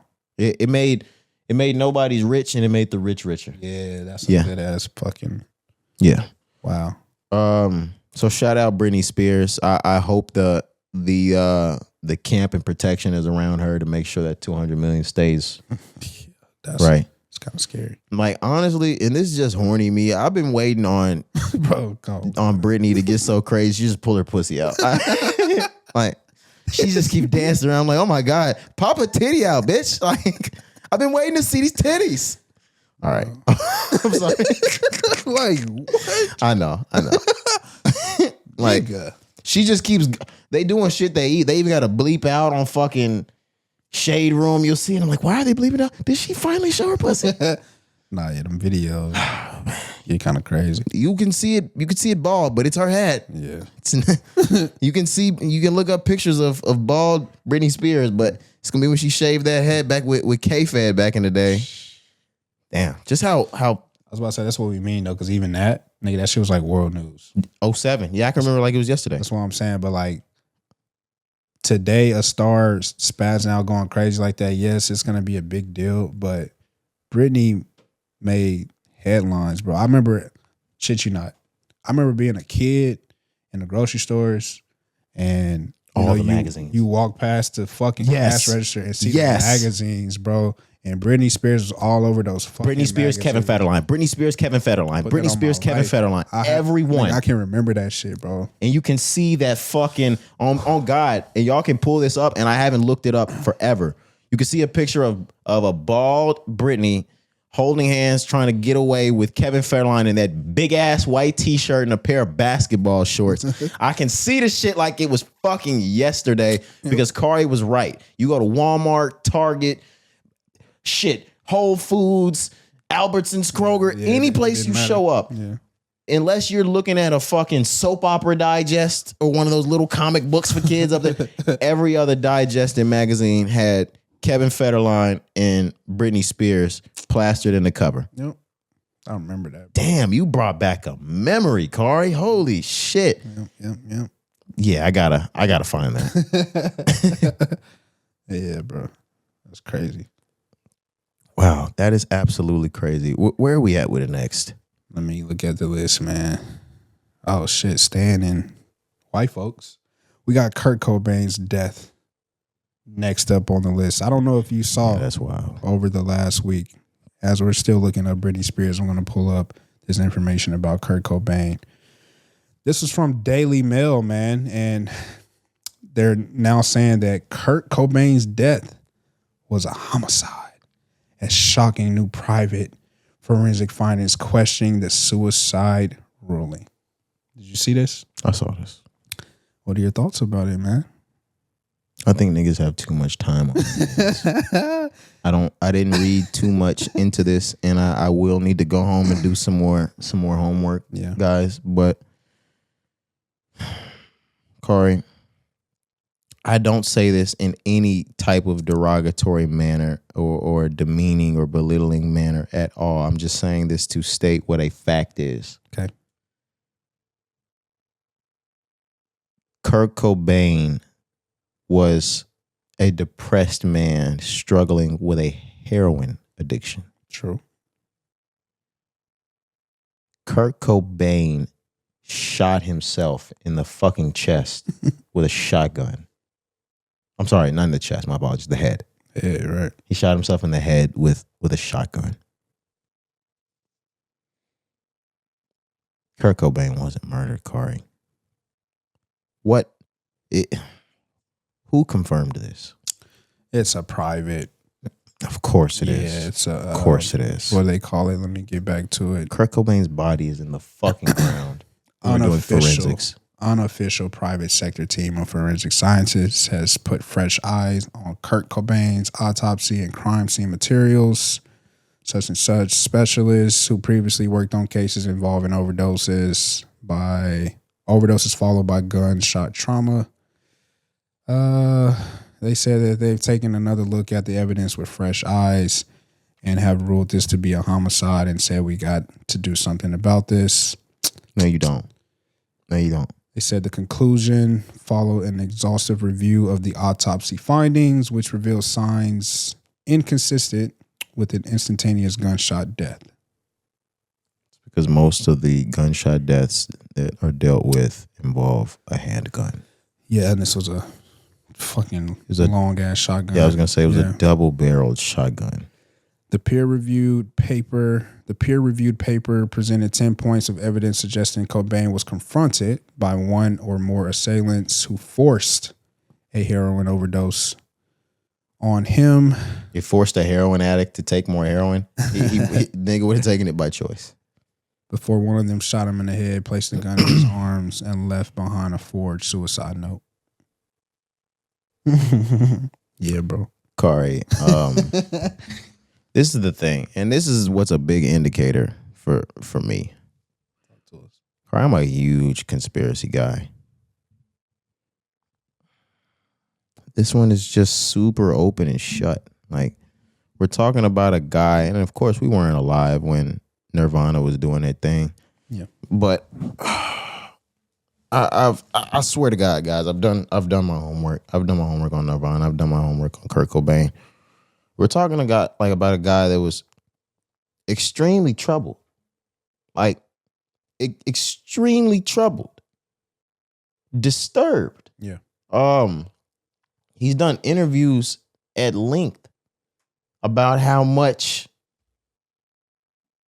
the fans knew that he had a heroin addiction, and that's all they talked about, and how much it really hurt his psyche in his career, and it made him spiral even more. This is just one, even with me, that I can get with any conspiracy in the world. I just don't buy. I can even myself. I can't remember if it was Behind the Music or the MTV Unplugged. Kurt Cobain has one last live performance. I think it's an MTV Unplugged. Can't remember. And there was somebody's song, and I can't even remember every part of it. He sampled a song by somebody else, or he redid a different rendition of it. Man, I wasn't even alive, but when you replay a story and you listen to that concert and you hear what he's playing, Cari, it's almost like you could play it back and you knew he was gonna do it. I can't get with that one. There's a lot of different conspiracies in pop culture, especially in music, that I can get with. Nigga, there's a conspiracy that Paul McCartney was cloned, and that the Paul McCartney we know now isn't even Paul McCartney. And I can get with that motherfucker. I can get with the Tupac is somewhere in fucking Cuba. Yeah. I can't get with the one that Kurt Cobain didn't kill himself. Yeah. Just based off of the story that I know, the Kurt Cobain that story I followed posthumously. No, I don't get with that one. Yeah. All I'm gonna say is this kind of struck me because, and I didn't follow the death and conspiracy deep. I've seen some things and heard the stories of his death and everything that you mentioned, right? Just from like a small level. I didn't even know this was a real conspiracy until this article came out. So that lets me know, like, I don't even think this really should be getting this much attention, or unless I'm just naive. I didn't even know this was getting that much attention. Like, I was like, really, people think that Kurt Cobain? I've never, sometimes with certain stories and certain people's deaths or whatever the situation may be, if there is a true disbelief or conspiracy, you kind of hear 50-50 all the time, right?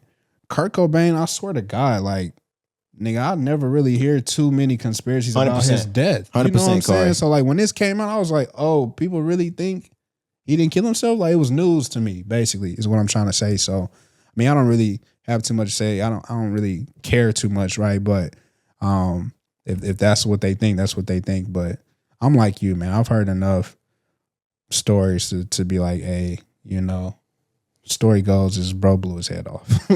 And I just looked this up, guys, just to make sure I was correct. It said you're thinking of Where Did You Sleep Last Night. That's correct. By the Pine, also known as In the Pines by Lead Belly. Nirvana played that as their closing song for MTV Unplugged in New York, 1993. That was his final performance. And if you play the performance, I'm a big guy on the energy, like on emotions that are playing out. If you play that out and then think about that being his last performance, that's not a Nirvana song. They just chose that song. It was like, man, I wasn't around for that. Yeah, but knowing the story, it's like, man, he was building his scene up. Yeah, that's crazy. Yeah, I'm sorry. I'm sorry, guys. Yeah, you can't rock with it. I can't, bro. Out of all the conspiracies in music I've ever heard, that's the one that I've always, like, I'm standing on this shit the way my mother thinks we landed on the moon. Like, no way. No way. They batting 1,000 with that story. He killed himself. He killed himself. You're not going to be able to tell me otherwise. Say that. That's great. Who did that?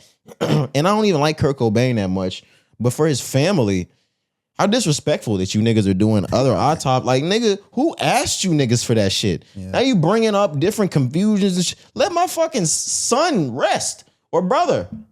And it's been over 30 years. My father, he has kids. Yeah, what was it, 94? 93, yeah, 93, I believe. Okay. Or it might have been 94.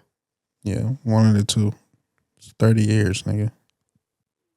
I know the performance was, it was 94. He died. 94, okay. It's crazy. Yeah. Yeah. Anyways. Moving on, guys. Where are we at with it next? Savannah Guthrie. You know. Oh, speaking of all that stuff. I was about to say, before making the list, I didn't know we had this many white folks in a row. Yeah, I started making the list, and honestly, I knew this was going to be a pretty white podcast today.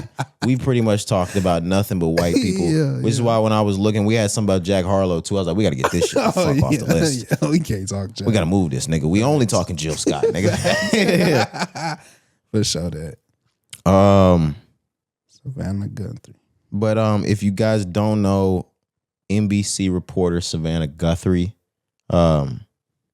over I believe this was about a week and a half ago. I think today is the 11th day. Savannah Guthrie's mother, Nancy Guthrie, went missing, and it's been basically the talk of the town or the talk of the entire United States for the last week or so.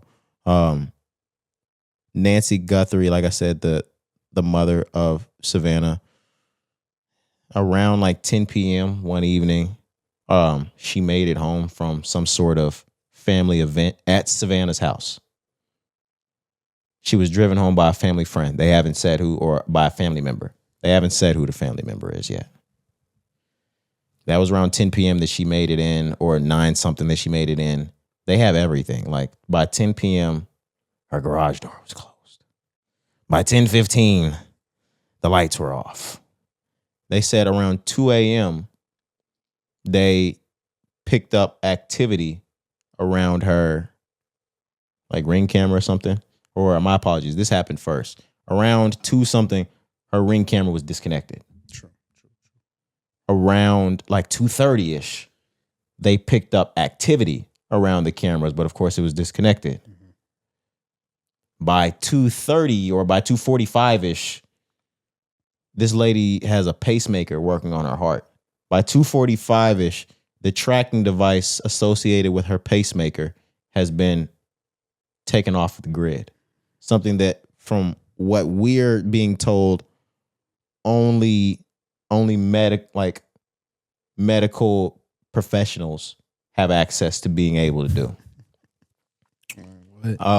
Since then, of course, she's an NBC reporter. So Savannah Guthrie has been all over the news about it. She's made a plea with her brother and her sister, saying that not only do we want our mother to come home alive, we are willing to pay. We're willing to pay. We're setting up with crisis negotiators with the United States in order to be able to pay. We want proof that my mother's alive. We want proof that you have my mother. And we're willing to pay for this. They said that over like the last few days, or the first few days, my apologies, that this came out, they received multiple ransom letters to a bunch of news outlets. I believe they were confirmed to be not worthy. So at this point, Cari, we are at about 11 days of Nancy Guthrie missing, and a crazy, controversial story being played out in front of the American people on the news. Give me your thoughts. Controversy is the number one thought here for me. I'm confused, right? We were kind of talking about, I was on the phone with my aunt earlier in pre-production. We talked about it as well. I had the phone on speaker. We were kind of discussing some things, and I'm just confused here. But I think there's obviously more to the story that's not being shared, whether that's something Savannah herself was into, or one of the brothers or sisters or husband, something. You know what I mean? But I think somebody was after somebody in the family, whatever that may be. Why? The reason why, we don't know. And they've kidnapped this lady's mother for ransom.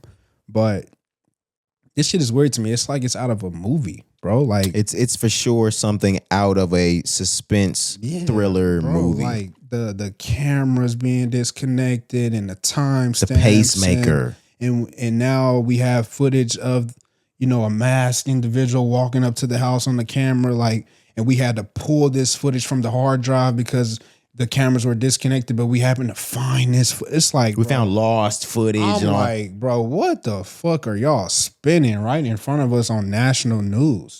Guys, I know the actual pod comes out on Thursday the 12th, but as of right now, it is Wednesday the 11th, and Roderick Taylor is letting you know one of them siblings killed that woman.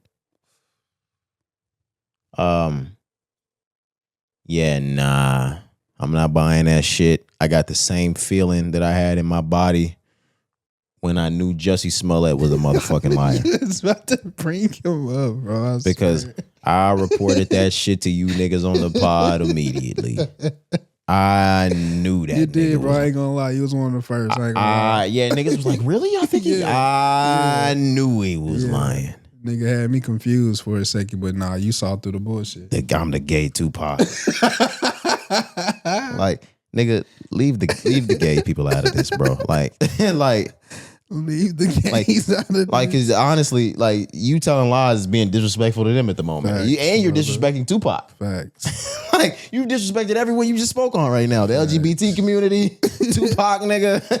Facts, bro. That's crazy. But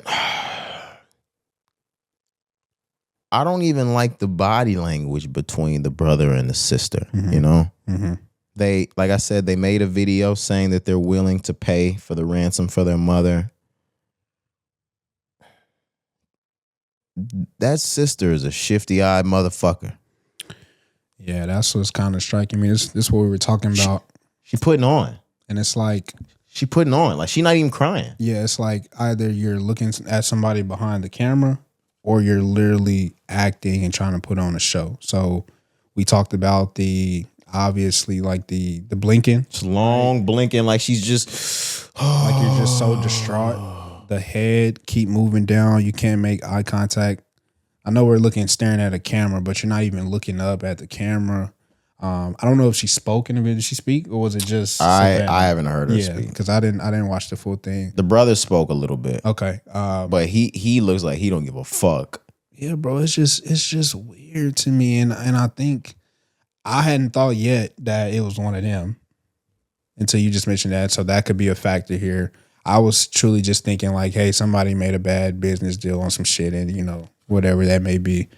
But that ransom video or whatever we're calling it, that's why I say this shit is out of a movie, because it literally looks like they were handed a script, nigga, and they are practicing. Yeah, it's almost like the shit seems fake. Yeah, the sister for sure, like, bro, it's literally some shit that's out of a Netflix film. Like, it's crazy.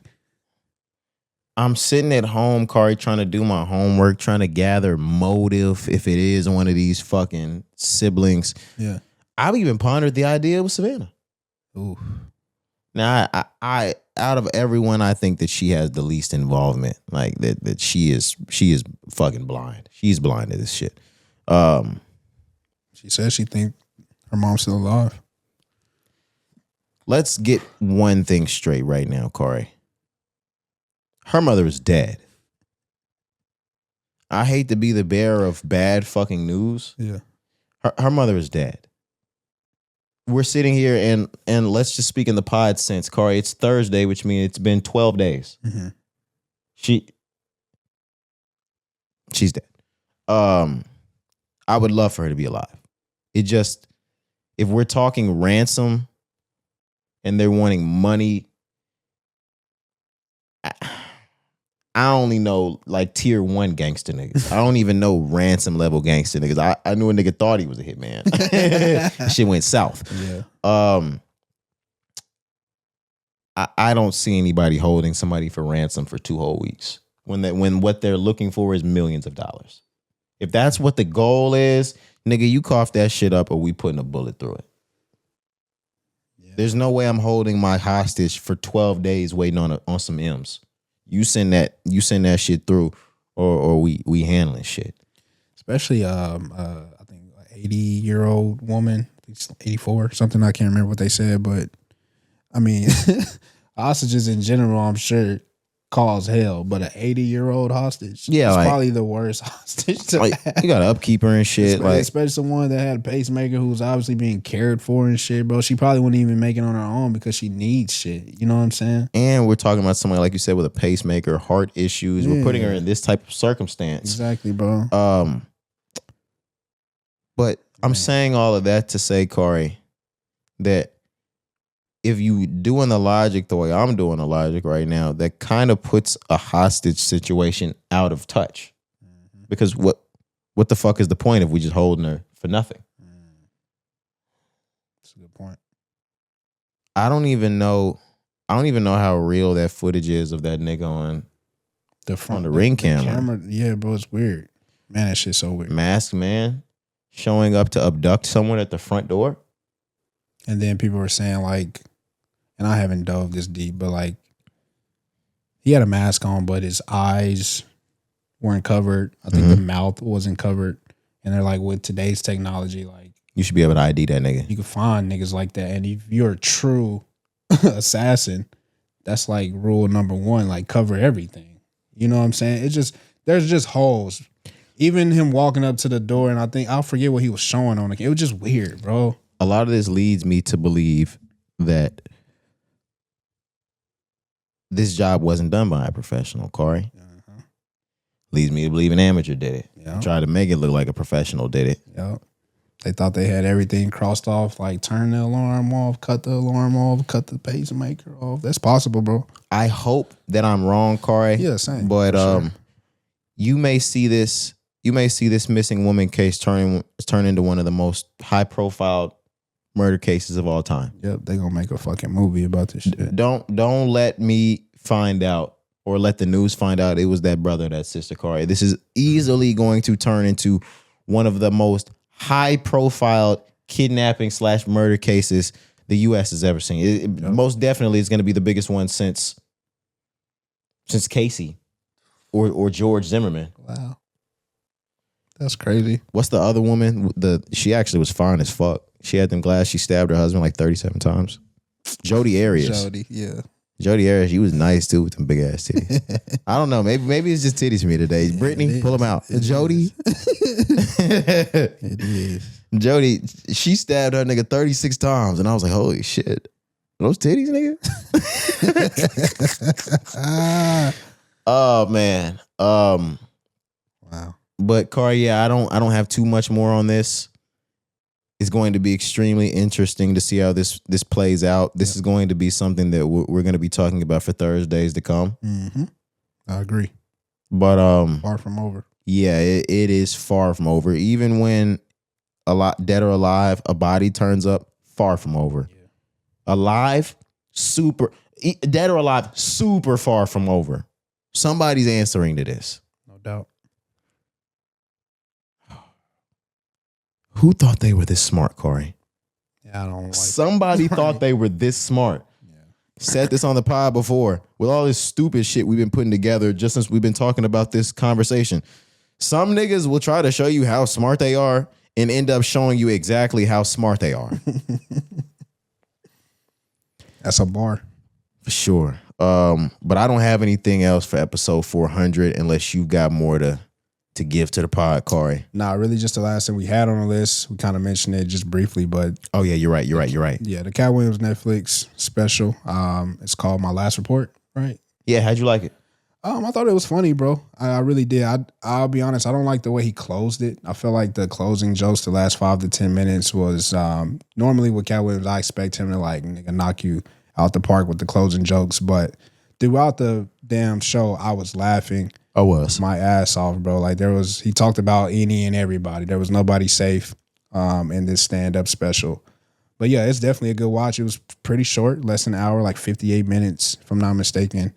And it's Katt Williams, bro. He's a legend when he gets up on that stage. He knows how to work the crowd. For sure. He knows how to make jokes about current events, still have a message behind it. I don't like the Martin jokes. Yeah, still appeal to everybody in the crowd, whether you're white, black, or brown. And still, like I said, talk about current events and make it funny. You know what I'm saying? A lot of people will try to talk about or make jokes about current events, and it's not always funny. That's why people tend to just try to tell you stories about their lives or situations that they have, been exposed to. But Katt Williams, has been able to walk that line where you can, like I said, tell jokes about shit that's going on in real life, whether it's the president, whether it's the FBI, whether it's the Ozempic epidemic, just all type of shit. He talked about everything. But yeah, definitely was a good watch for me. I just don't like the way he closed it out. I feel like the closing jokes weren't as funny. It was a good watch for me. It took a minute to finally get into and start to laugh a lot. We're definitely not looking at 07 Katt Williams. Man, I was thinking that too. To where he's just putting the crowd into misery every second. Now, that's how you know you've really gotten a crowd. And that's how I just remember comedians in their prime. When you've gotten to the point where you are rolling laughing and you cannot stop yourself, like I can't breathe type shit. Mm-hmm. I can remember 07, 08 Katt, the same 2010, 11, 12, 13 Kevin Hart. Yeah. Just that fire laugh. Like, yeah, bro, like you talking to your best homeboys. You cannot stop laughing. I don't want people to head into the special if you haven't seen it yet expecting that Katt Williams, because the same thing even with I think a Dave Chappelle today. Like it's just it ain't what it used to be. So don't go in expecting that. These are much more matured men. The goofy's left. The funny's there, but the goofy is gone. True. I think Katt Williams still did an exceptional job. I like the spotlight that he's in right now. This is probably the biggest stand-up he's done since his prime era, just based off of the popularity he's gotten in the last couple of years. I like the fact that in his older age, he's taken the fact that he didn't take the route that the most traveled took. He took the road less traveled by. We talked about it before about he thought she was gonna make it out. He really took the road less traveled by, and it worked out for him so much so that nowadays he gets to use his comedy against the powers that be. I really enjoyed his stand up. I said it while Cari was talking. Sorry to interrupt. I don't like the Martin jokes. I'll never like the Martin Lawrence jokes. I don't like. I'm a shifty, witty nigga, so I know how niggas frame not telling a joke into telling a joke. I don't like it, but at the same time, I know Katt Williams is not fond of all of the other comedians in the game. So he's gonna talk his talk no matter what. But I never like Martin Lawrence shit talk. I'll never like it ever. But outside of that, I think he had a hell of a stand-up show. Not gonna lie. No doubt. I will agree with him though, and I've said this before, even outside of the shit talk. They need to stop lying to niggas and saying he did not have a stroke, because that's what opens the door for niggas to tell these jokes. Stop lying. But that's it. You seen him now? Have I seen him now? Martin? What? Like how recently? Like the last month or two. No, why? Lost a lot of weight. No, I have not seen that. They say he looking like the old Martin. Like he's super skinny now, bro. You ain't seen him for real? Is it dangerous skinny? Nah, it don't look necessarily dangerous, but he's skinny. Like, is that an indication of like poor health choices or something? Nah, I don't know if it's. Is he sick? It don't look like. No, he look healthy. It look like he just lost a lot of weight, but everybody's gonna talk shit because it's like it seems like it happened overnight, right? But he on that Ozempic. Yeah, that's just what people gonna say. But he's super skinny, bro. I'm looking at him right now. Yes. Yeah. Super skinny. Okay. Yeah. All right. Yeah. As long as Martin Lawrence is able to function on stage and do shows, I know that he's all right. Yeah, for sure. But let's go ahead and get out of here, guys. It's been 400. Wow. I want to stand Katt. Wow. I want you guys to be with us for another 400. Yeah, man. We appreciate all the love and the support, whether that's on Instagram, TikTok, Twitter, Facebook, Apple, Spotify, YouTube, wherever you listening to this shit at, man. Amazon, anywhere. Yeah. We appreciate y'all rocking with us. We've appreciated you since 2018. That'll never stop. Cari, you got something? Nah, brother. You said it all, man. Just once again, appreciate everybody for the love. And if this your first time or even if it's your last time, man, we appreciate you, man. But yeah, bro, I'm just grateful, man. 400 episodes and looking forward to the next 400. For sure, man. We'll see y'all on Monday for episode 401. I'm Roderick. I'm Jakari.